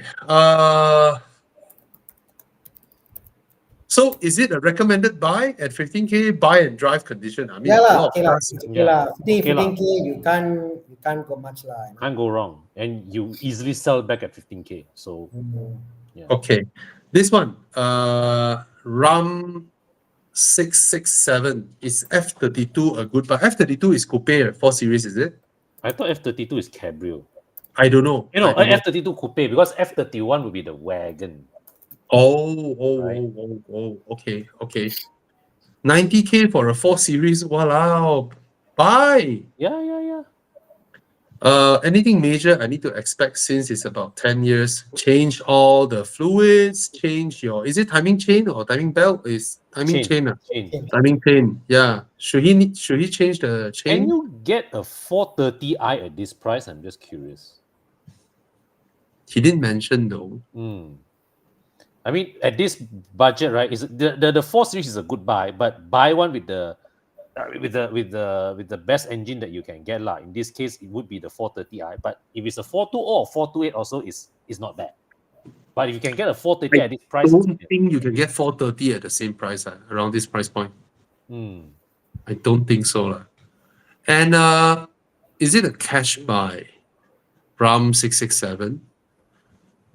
If it is a cash buy, is there anything better?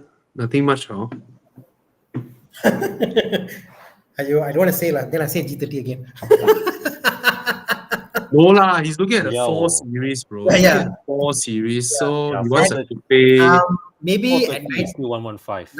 90K, you want a 2-door, is it? Is that what your requirement? Is your You see, he wants a 2-door purpose to use for daily drive. what will I buy? Cash buy, is it? Yeah, 90K cash. What else? Okay, cash, what would I buy? In the BMW realm. Oh, you know what? Yes. No lah, don't suggest a 986. No. It's not. I was just shocked that, Yeah, it's not it's legal, but a GT 86 now is 70K. No, it's not the Yeah, but, same thing. but yeah, but not for him lah. Not Not the same thing. not the same thing No. lah. 6 Series, no lah. A bit too old compared to a 4 Series. 428. He's looking at a 428. You can 428. get a 987 Boxster for 90K now. There's one for sale. Blue color Oh. one, right? Hmm. Blue color one, right? It was a black color, I think I saw. Okay, Ram, do you need the rear seats? Can you reply us? Do you need the rear seats of your 667 Ram 667? Do you need to use the rear seats? So it's a cash buy. You have 90K cash. Chiang, can you find a 987 about that There's one on price? Facebook. There's one on Facebook. Only Oh, one. so why it got us into this thinking hat, Ram 667? Because it's a cash buy. We want to try and suggest you a car where you can keep your cash no matter how you drive that car. Basically, you can enjoy the car, drive. When you sell, it's also about the same value. Yeah, I'll share That's why we are now looking at 987 Boxsters, if we can Yeah. find Boxster. share my screen, window. If you tell us you need the rear seats, you need to ferry your kids around or something, then it's a totally different question. Then you go ahead and buy the 4 Series. Can you see my screen? But if you don't need, we can see your screen. Yes, you see, this is a Boxster 987 Tiptronic, 90,000 as well. This car, cash buy, you can buy and drive and use and take care of it. And then when you need to sell it, you can still sell for roughly the same money. You're not losing a single cent. This is a good buy lah. So why we're doing this is because for some people, when it's a cash buy, we will try to recommend something that can hold its value really well so that you get to keep your money. Of course, you can buy a 4 Series, nothing wrong in that. Just that you use it for 5 years, 6 years down the road, the car it won't depreciate as fast as the 3 Series, but it will certainly depreciate way more than the already depreciated Boxster. Okay? And of course, the Boxster will cost a little bit more to run. It's also an older car, but generally they are well taken care of. All right? So I don't see you replying. So if you are watching still, then the Boxster is a better buy at a cash buy, not the 4 Series. If you don't need the rear seats, Yeah, because 90K is a Cayman price, For a Boxster to be at that price, it's a good deal lah. Yes, it's a damn good deal. Why we seldom recommend Mercedes? People ask AMG GT, we suggest what else? E-Class Coupe. Okay, the thing is, a lot of people ask questions about 60K, 70K BMWs and blah blah and all that. If they ask Mercedes, then we'll answer Mercedes lah. But if you're talking about F30 versus W205, the F30 is a better car. It's not as pretty as the C-Class, but it drives way better. Transmission is smoother. Yeah, something like that. Let's rephrase this. The similar year 5 Series and the E-Class, the E-Class is cost way much more than the 5 Series. Yeah, Mercedes used car value is a lot stronger. Yeah. So if you're getting a better car, in our opinion, for lower price, can't tell you to go and buy the Mercedes lah. Yeah, lor. 99K cannot get E-Class. Okay, Danny is saying something. Be very careful if you're stepping into 987 world. Maintenance can be a nightmare. Parts are very expensive compared to a Beamer. Friend bought one and already spent 50K. Well, there are people who buy, Danny, there are people who buy BMWs and spend 50K as well. Yeah. Yep. Right? So spending 50K doesn't mean it's a nightmare. For some people, it's normal. They buy a 90K car, they want to throw 50K at it to make it tip top. By all means. Yeah. But you're right. the parts are more expensive than BMW parts. I don't think it's a nightmare. 4 Series is a damn good car as a daily driver. Yes, it is. It is a damn good car as a daily driver. But you see, the difference is this. One will still depreciate 40, 50K down the road. One will no longer depreciate. Doesn't mean that when you buy a Boxer, you 100% will spend 50K and you will spend zero on the BMW. No, right? So if both cars you slowly you manage to find one that runs well, was maintained well, you are able to use that car without incurring any losses for the next 2 or 3 years that you own the car, compared to you will 100% lose, like 10K, 15K down every year, 10K, 15K, or maybe 20K slowly going down, but it won't go down as fast as the 3 Series lah. All right. Yeah. So that's the difference. As a daily driver, the 4 Series is fantastic. Just that if he's saying he's buying with a loan, then go ahead. We won't suggest otherwise. Yeah. But he's buying with cash. That got us thinking, if you're okay to get a Boxster, you won't lose a single cent. That's a big thing. Not losing a single cent is a huge deal. It's a win. Yeah. You can drive the car for 10 years. You won't lose a single cent. Yeah. Like if you remember during COVID, we were talking about AMG GT. If you see my old videos on the same show, we said MGT, wow, good car to get. Now the car is still the same price. Imagine buying that car back then. You lost nothing. Yes, exactly. So at the point in time, it was a great car to get because the price was, wow, good car, man. Yeah, we can roughly gauge what car is at its bottom curve. Yeah, and if you are a cash buyer, make use of this. Buy cars at the bottom curve. You don't lose a single cent. Yeah, and Boxster and Porsche maintenance is like how to say, once you fix the problem goes away. The parts are extremely reliable, very hardy. Yeah. I think they're way more better in part quality than BMW. Right? Yeah, I mean the one I've seen cars coming in, Bobby. Yeah. 17-year-old control arms on a Porsche. Wow. They say got a bit of sound. See, 70 years ago change. Yeah. So it's actually quite amazing, that they do stack up very well. So I'll give an example, Danny. If I were to keep my 2017 XC90, it will be 80K now, right? Yeah. By the time I sold it off at 300 over 1,000, and then of course I traded for another XC90, which I eventually in 1 year also sold it off for 300 over 1,000, and then I bought my Aston. I bought my Aston for 550. Now the used car value is still about high 400s. You get what I mean? I literally lost 50K only over the past 5 years. Compared to my XC90, I would have lost 250K. That's the difference. And at the same time, I spent 300K on RS6, right? The RS6 now for my spec, it is still 300K. If I were to buy a brand new BMW 330i G20 back then, I would have lost also 250,000. Right, the 330i was 330K when it came out. It was 330K. Yeah, I would have burned off 200K. Yeah, 200K, not 250K. I would have burned off 200K. So that's the thing lah. Sometimes someone is in that position, we will try to recommend that. No, 987 can perfectly be a daily drive, no problem. Yeah, no problem. Yeah.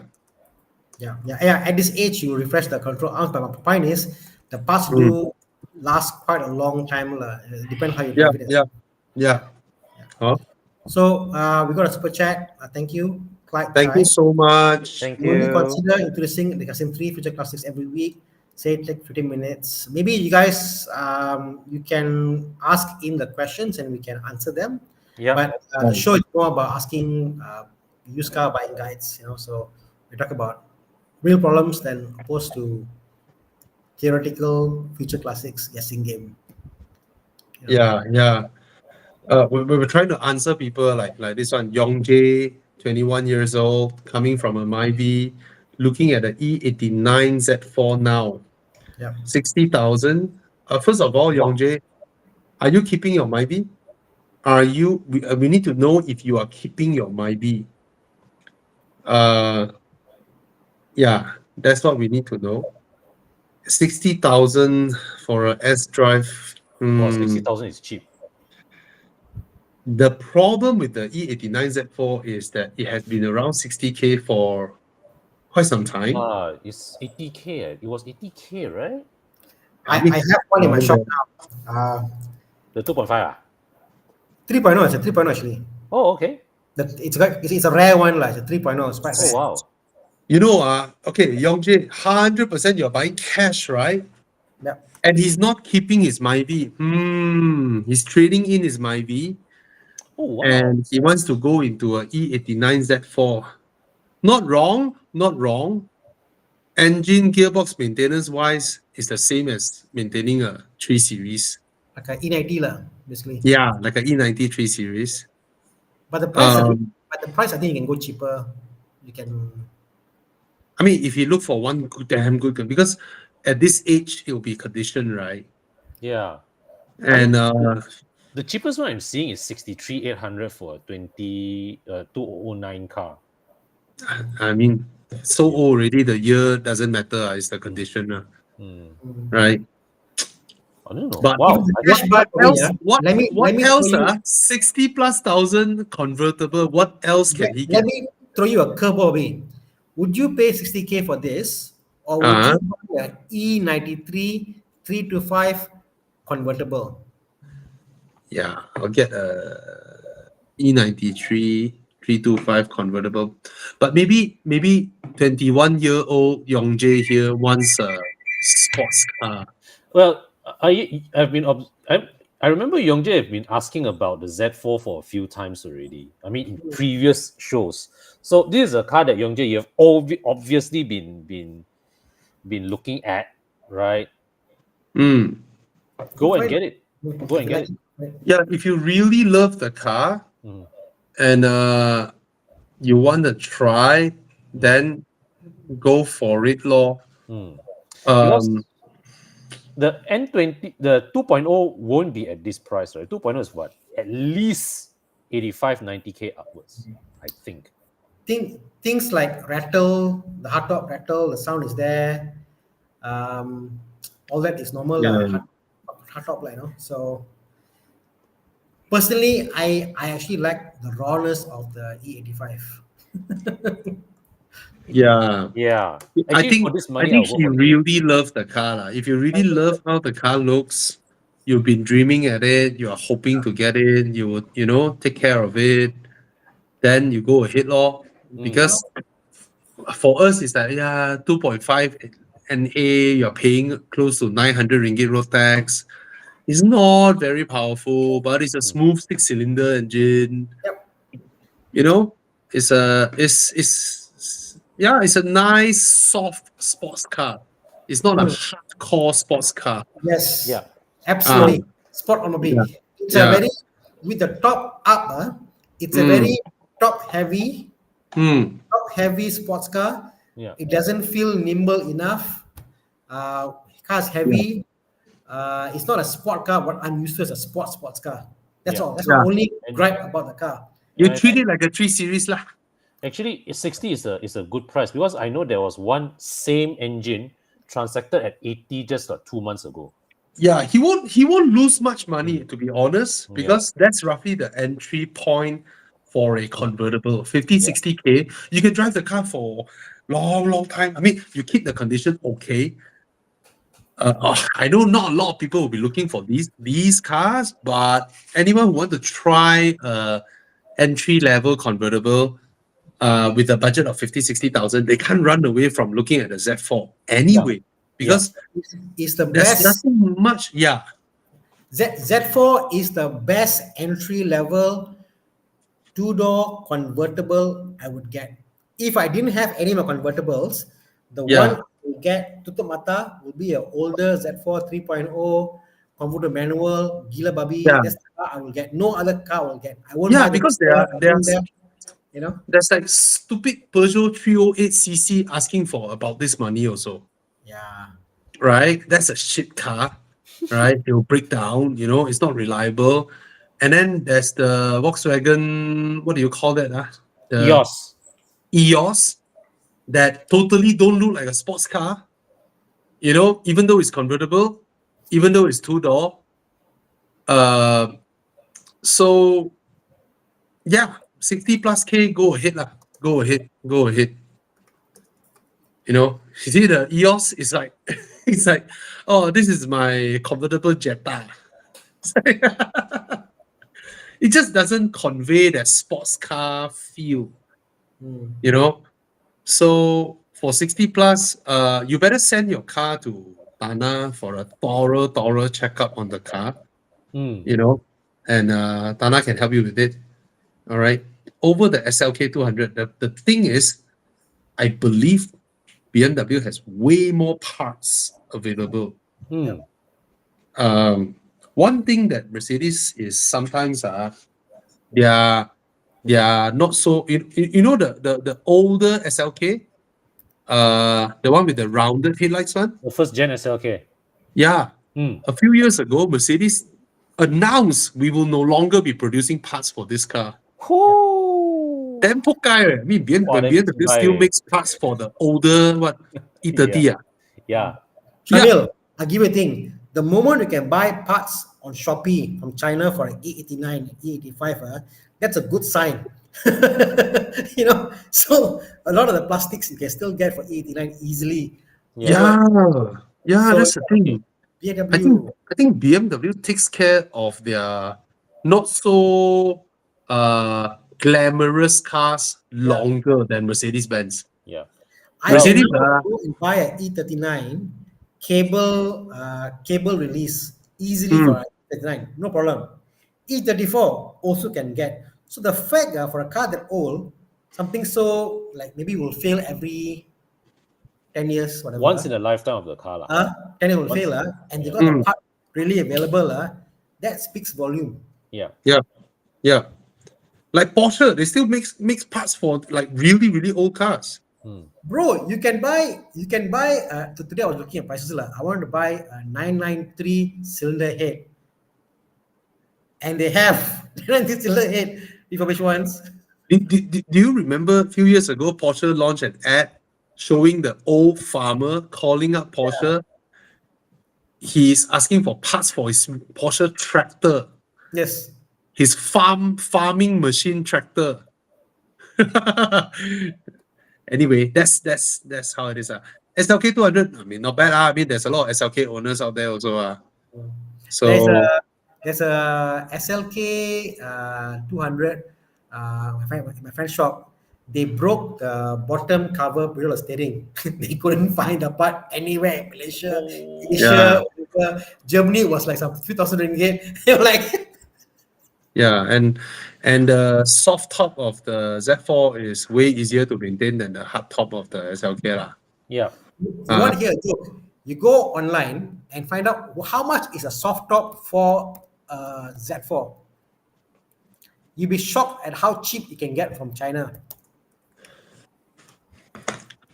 God bless China. It's like 1,000 plus can get, Bobby. Less than 2K. Oh well, tell us about it. Yeah. Come. The day I bought a shower head, stainless steel, high pressure shower head from China. Plus delivery is 10 ringgit. Yeah, you go to those local branded one, you go and buy a stainless steel shower head. Oh, 580 ringgit. Oh, 600. Yeah. Fremtex. You know what? The bidet in your house, my kids don't close off the main tap, so it's always pressurized. So of course it won't last long. Always will leak over time I buy bidet stainless steel in bulk and keep my house because I don't bother going there. Yeah. Stainless steel. Do you realize one thing, right? Now that we are so used to buying all these things from China, right? It sort of reminded us of our ringgit's buying power 20 years ago. The prices they charge. Yeah, it's like, oh, thank God, the things are so cheap. Okay, is the new Mazda 3 1.5 price at 119K worth it? Yeah, considering the fact that they used to charge 140 plus. Yeah, 190 is decent. Yeah, decent Mm. decent So if you like the car, which I love that car, go ahead. Mm. Is it jam Okay, packed city suite? I don't think so, lah. Not jam packed. wow, Grassy Gaming, thank you so much. Thank you, Mm. Gracie. What is your opinion on Hyundai's proper entry, and how much cheaper are we expecting? We were not sure, but we hope the prices can come down, I and hope we so. welcome seeing Hyundai officially coming into Malaysia. And Tana, when is your 911 review? Soon. Today can't show the car, but soon. Uncle, you say you will send me photo. Until now, you haven't sent. I will send. I'll send after the call, lah. I'll send to you. Like now. Yeah. Then you share one. That's why I don't need to share. Don't share. Okay, Office, I lah. don't share. I won't share to people. Okay, let me find a picture. Scully, you send to me, then you see Evo Club Central, Evo Yeah, go- Enduro go lah. Group. Horizon Facebook. No, I won't. Send me photo lah. Okay. Okay. Just want to Okay. celebrate with you, ma. You think I don't know how a 911 looks? I know, but then it's like nyakong. You see, like nyakong. Tell my this. Anyway, guys, Enduro is coming up 29th of August, 3rd of September. Go to club.evomalaysia.com, register yourself. Closer to the date, you will receive information or be added into the group. But what you need to do is look at the locations that we're going, at least book one hotel to know, so that we know, at least you book one hotel at Chumpon or Ranong, at least we know you are serious. Some enduro kakis like us, we don't book all our hotels. Like me, I will just book the Chumpon one and the Ranong one first, and then coming back route, I will see where, then I just simply stay. Okay, so at least you book a hotel, at least we know you're serious, and then we count you in and all that.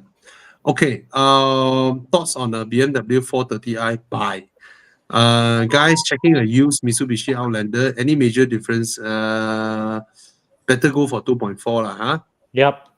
Clyde Chai, sorry, I don't know much about cars. How about FL5, ND3, and G82? Who? Wow, Will you they don't know much become about cars, but you future, ask question. future classics? No, none of them will be future classics.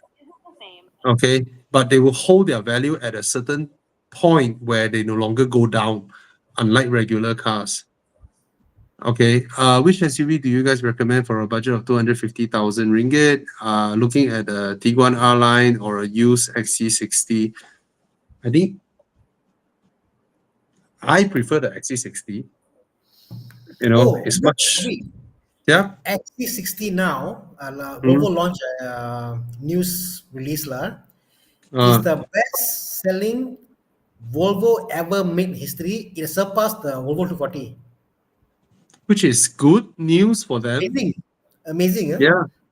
Yeah. But Volvo needs to sell more cars. They really need to sell more cars, considering the gap they have from Audi, BMW, Mercedes. You know? Yeah. Has surpassed the iconic 240 as the best selling model ever. Yeah. Since it's they lump in the old XC60 also. Barger 2008. See, BMW sells 2.5 million cars a year. Yeah.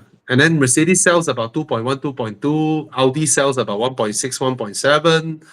And Volvo sells about 700,000, 800,000 cars a year, which is a huge gap for them. CLA 35 or M340i as a family sports sedan, I think is very clear. M340i, very easy answer, more comfortable, bigger car. Okay, what else? If nothing else, we go into Dude, Where's My Car? Come, Jiang, let's go. Don't wait. Let's go, Dude, Where's My Car? Dude, Where's My Car? Those who want to join, scan the code. We'll just start lah. 10:30 already. Any hidden cost to watch out from getting a GR86? Nothing. Nothing. Yeah, change the oil pump if you want to. I don't know lah, but it's a reliable car. Yeah. Okay. Car What drinking the? lot of What oil. is this? Smart. Apa ni smart for two ah? Smart for four. Smart for smart roaster. At one point, I was before I knew Bobby, I was like thinking about this as okay lah, how's the engine like? I'm looking at it. Then but yeah, no power lah. Cars shit like no power at all. There's one Yeah. guy in it's in Johor Bahru, Evo Club, remember?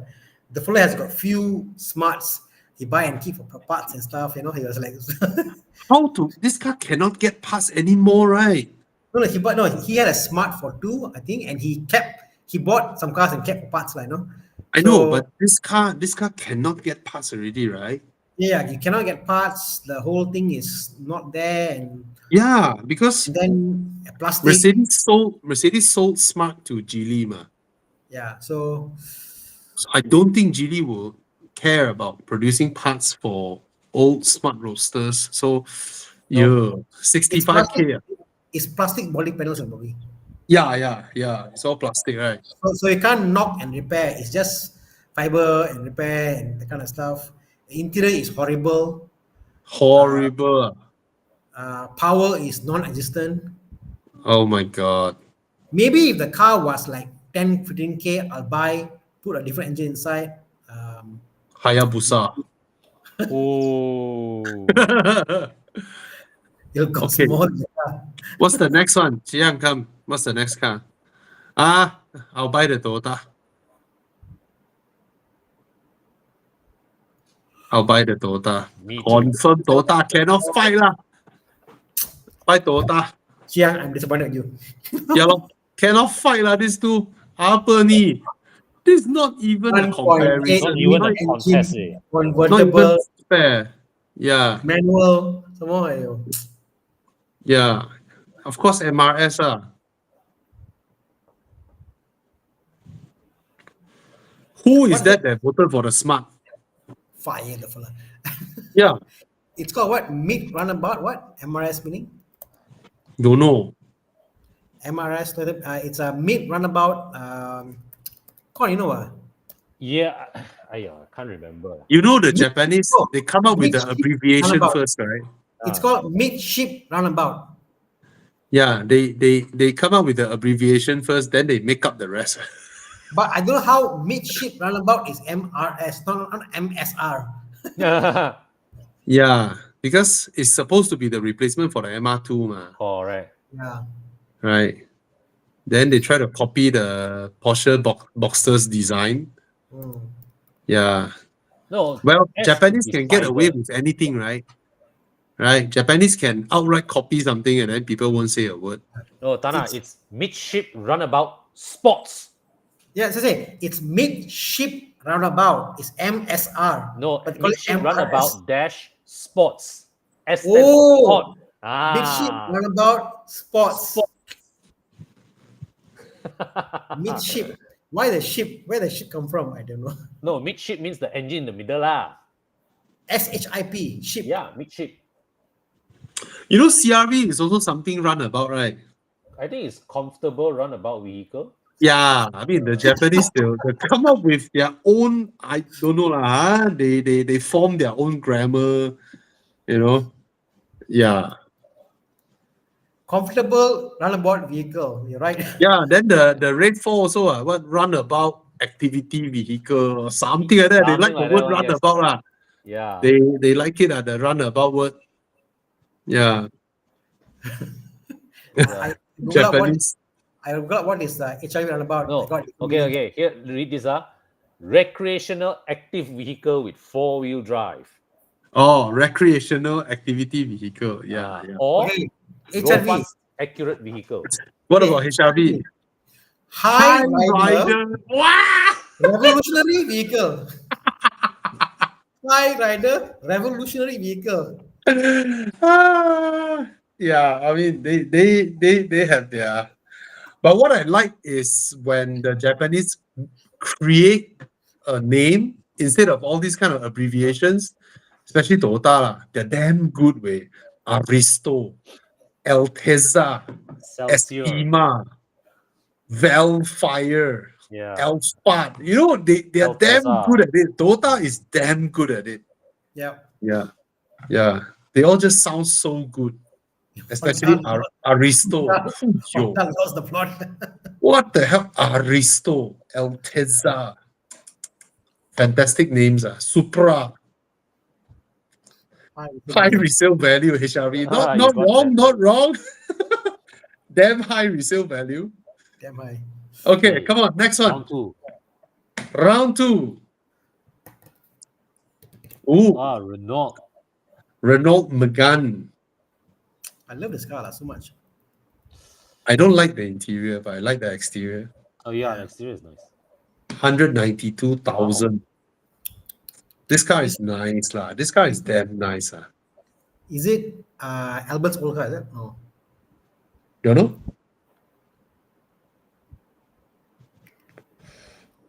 Oi, what's this? Wow.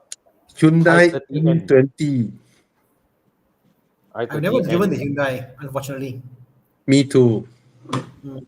But I'm sure it's a quite a accomplished like rally pedigree Yeah, I car. heard a lot of people sing praises about the car. I haven't driven it.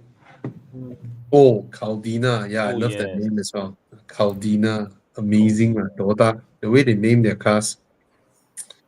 So I don't know lah. I've never driven the Hyundai. And somehow I don't know why Hyundai, I couldn't find a way to love them. I don't know why. Put it this way. In 10 Yeah. years, will this be a collectible car? Will this say like, oh, I had a high performance Hyundai or Hyundai? Versus like, oh, I had a Megane. You know what I mean? And Yeah, and man. yeah, so yeah. Yeah. And the Megane is a car, at least the Megane I've driven, like, you know, I don't get the logic how the car behaves the way it behaves. I don't get the engine behind it, the way it grips the road, the way it drives, the front LSD. Wow, it's just mad car. I know why Mike Yap said Hyundai for him, because Why? it looks like a Volkswagen Golf. I heard it's good. You're correct. I heard it's good, rally and all that stuff. But will I aspire to come out, look at the Hyundai, like, wow, I don't know. Oh yeah, okay. I won't park the car and turn back and look at it and then go, I will never do that to a Hyundai. Yeah. I mean, is there a good-looking Hyundai?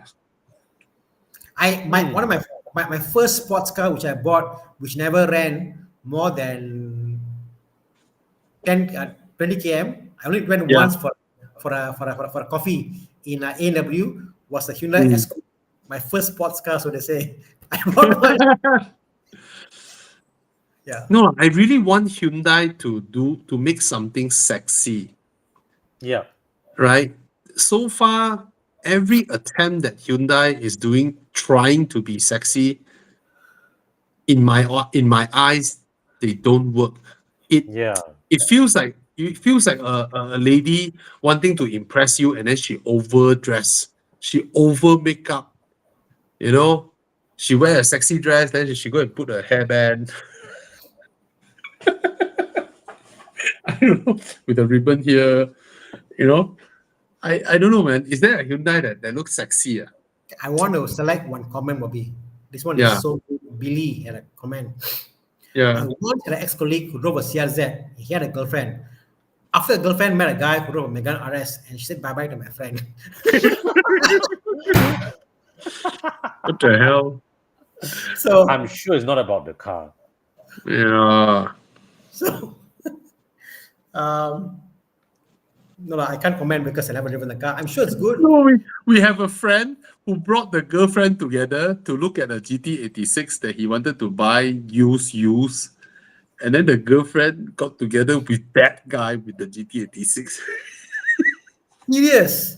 Yeah, and ditch him.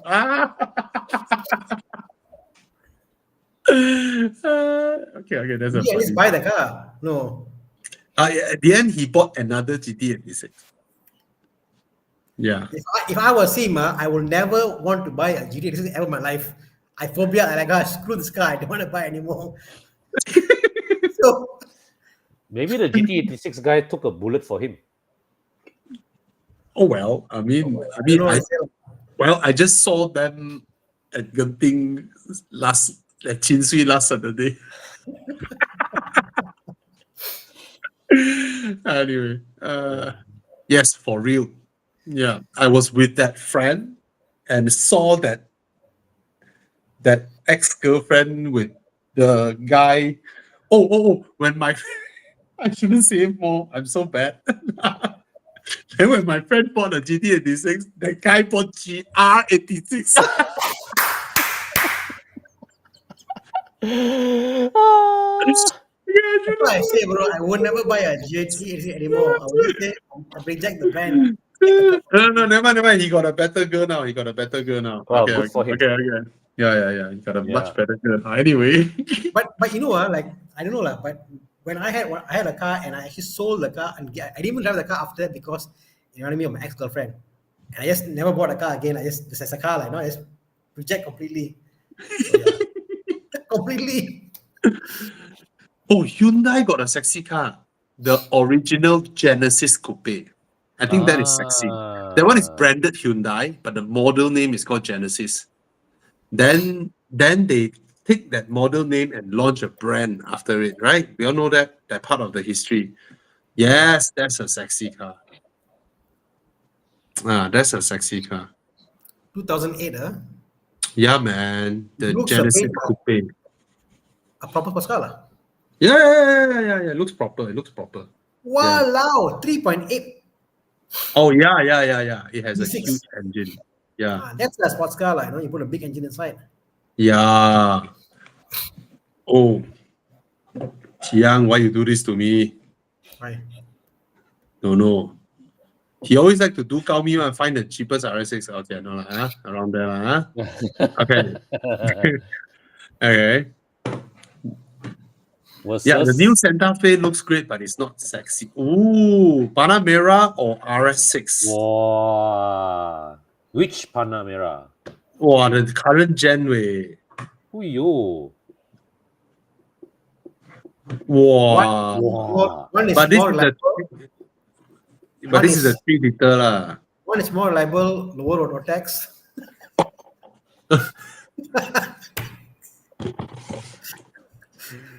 Hey, but I got a friend who bought a brand new Panamera and his car like misfire. And then what happened? Then he then pissed like keep sending back. Brand new. Damn. Yeah, brand new. That's the thing, these are mass produced stuff, right? If you're unlucky, you're unlucky. Most likely the knock sensor got a leak. Like That's don't wiring. know how many rounds he sent back way. Anyway, Because sometimes wiring got issue, it leaks to the knock sensor and then they just could not fix it. Like, yeah. Same way some more. My heart gravitates towards the RS6. Yeah. But the Panamera is slow lah. The base Panamera damn slow. But your Rotex is only 2,000 ringgit compared to 6,006. It's crazy that the Porsche is actually a safer choice in this comparison. Yeah, because that's the base Panamera, right? Yeah. I'm still amazed at the V8 from the Audi, you know. Yeah. I've driven the S6 also. Wow. The way the car pulls, man.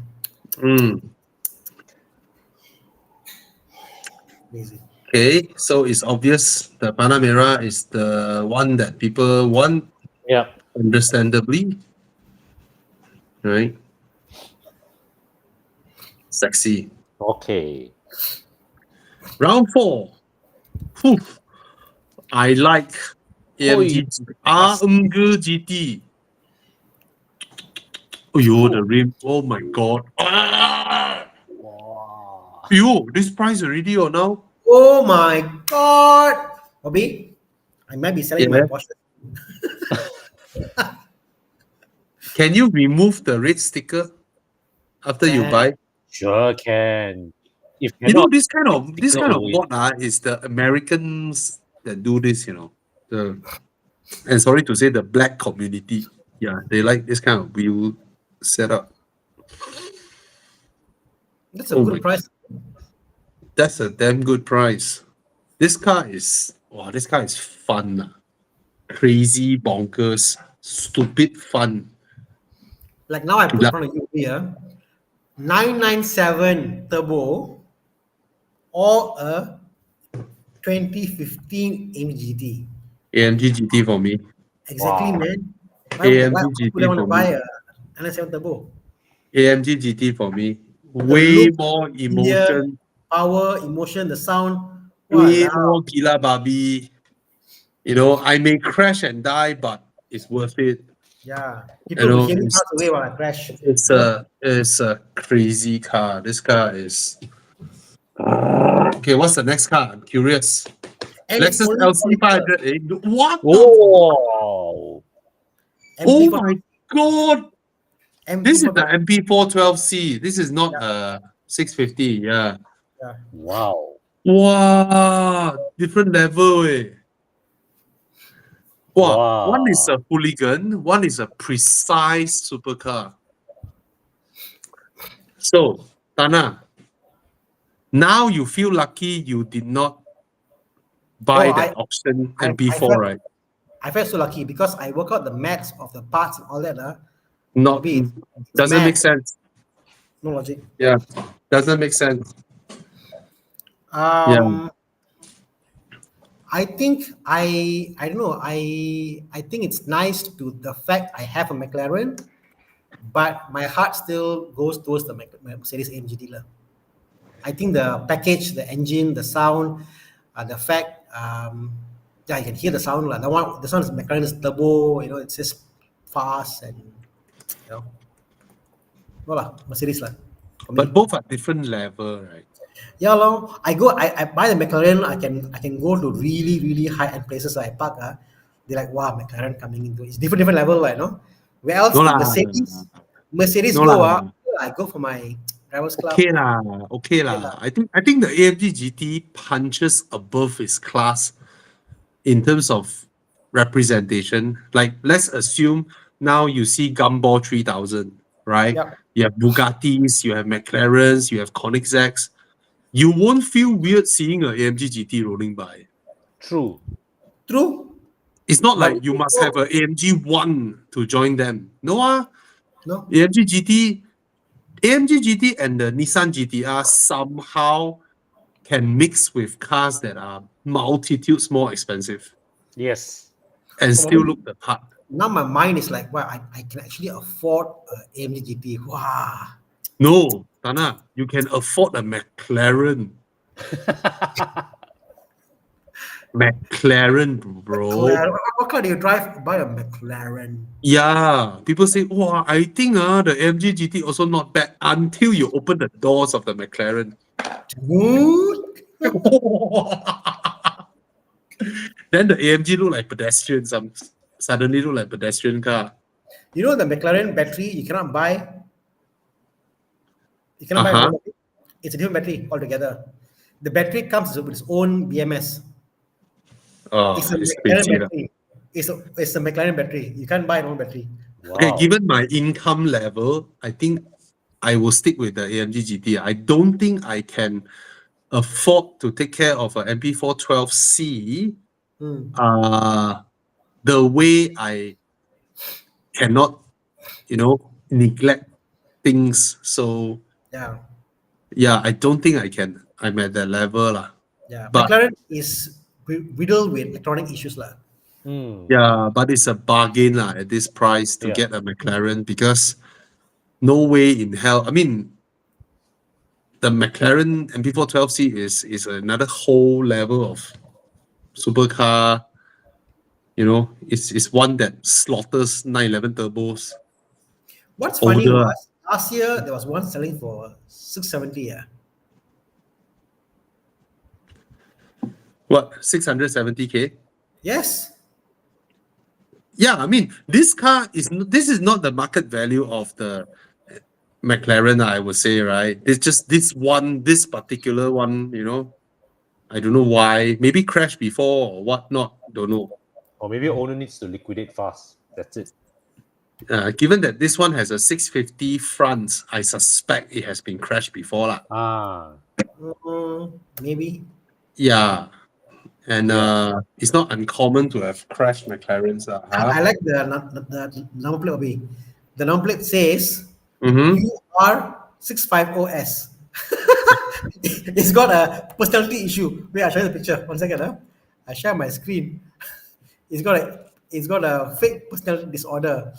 So he Where want is it? to See? convince himself. You are 650S. 650. Marry yourself. You are 650S. You are 650S. And it's a 6505 number plate, right? Yeah. Ah, That's the number is- that's affirmations, man. See, you are 650S. But the front of the 650 does look better than the front of the MP4. Lah. Oh yeah, miles apart. No doubt. Yeah, about it. But yeah. this, look at that. Fiber all around. Wow, nice lah. Looks good actually. So sad, when they came out with this car, they call it the successor of the F1. No way. Bobby, And now the call McLaren. Look at this tire minor fault. Call McLaren service center. I mean, when they came out with this car, they do a photo shoot together with the F1, the successor of the F1, blah, blah, blah, blah, blah. Not Then the even F1 close. is worth 20 million US dollar, and then this one is 300,000 ringgit. Oh my God. Somebody please buy this car and save it, It doesn't deserve to be sold at this price. It's an insult. Oh, there's another one, 400 plus. 400. There's another one, 499. Wow, prices really come down. Nobody wants McLaren. Wow, this one full change. Wait. Walao, eh. Back, you can't change lah. It's like a thing, man. Yeah, man. Because it fits, Do you know the same Yeah. tub that F12C is used in the P1? The same tub. Oh. Never changed. Yeah, lah. Sad, the resale value. So sad. So sad. Anyway, let's see how people vote. A very ugly AMG GT or a modern MP412C. Okay. AMG GT wins. Yeah, but you cannot chase the McLaren with the AMG GT. Totally different level. Anyway, that's the last of our Duke Where's My Car. Hope you guys had fun voting with us. And thank you so much, Tana, for joining us. And thank you, Con, for joining Thank you, us. Bobby. Thank you, Tana. Yeah. So, yeah. Enduro is coming up, and I'm limiting participation for this round because it's a small Enduro. And yep. Till we meet again. Tana, you have anything to add? Oh, there's a guy earlier which asked about what to do before checkups. Go see a mechanic, get the car checked. And I think the one thing I must say is Thailand is nothing to worry about. A lot of workshops there. You can go and have your car sorted. Nothing to worry about the Thailand. It's not as scary. So you're buying a used car, you need someone to give you an eye, look for Tana. Tana can help you check. And then if you follow Con is selling a lot of cars. If you have a car for sale or looking for a car, you can also PM Con. Thank you. And since Mike Yap is here, if you're not happy with your car's handling or you want to tune your car to get more power, look for Mike Yap, Mike's Garage. All right. Yeah. So we have all kinds of friends here. Yes. All right. So lovely take care, community guys. to be a part of. Yeah. Amazing community. And should I get a G20 or a 218i? Oh, of course, get a G20. Get a used G20. You get a used G20. Okay. No comparison. G20. Okay. G20, no comparison. Get a G20. Yeah. All right. It handles more tidier than an AMG GT. Yes. It handles more what? handles Tidier. tidier than an AMG GT. No lah, AMG GT is gila lah, right? Yeah, it's gila. Yeah, exciting. MK8 good for long-term value? No. No, it won't keep its value. No. Yeah, You okay. can't sell an MK8 now. It's hard to sell. Yeah, yeah. All right. Good night, guys. Thank you Good so night. much. Thank you, Tana. Thank you, Con. Good Thank night. you, Bobby. See you next week. Bye. Bye.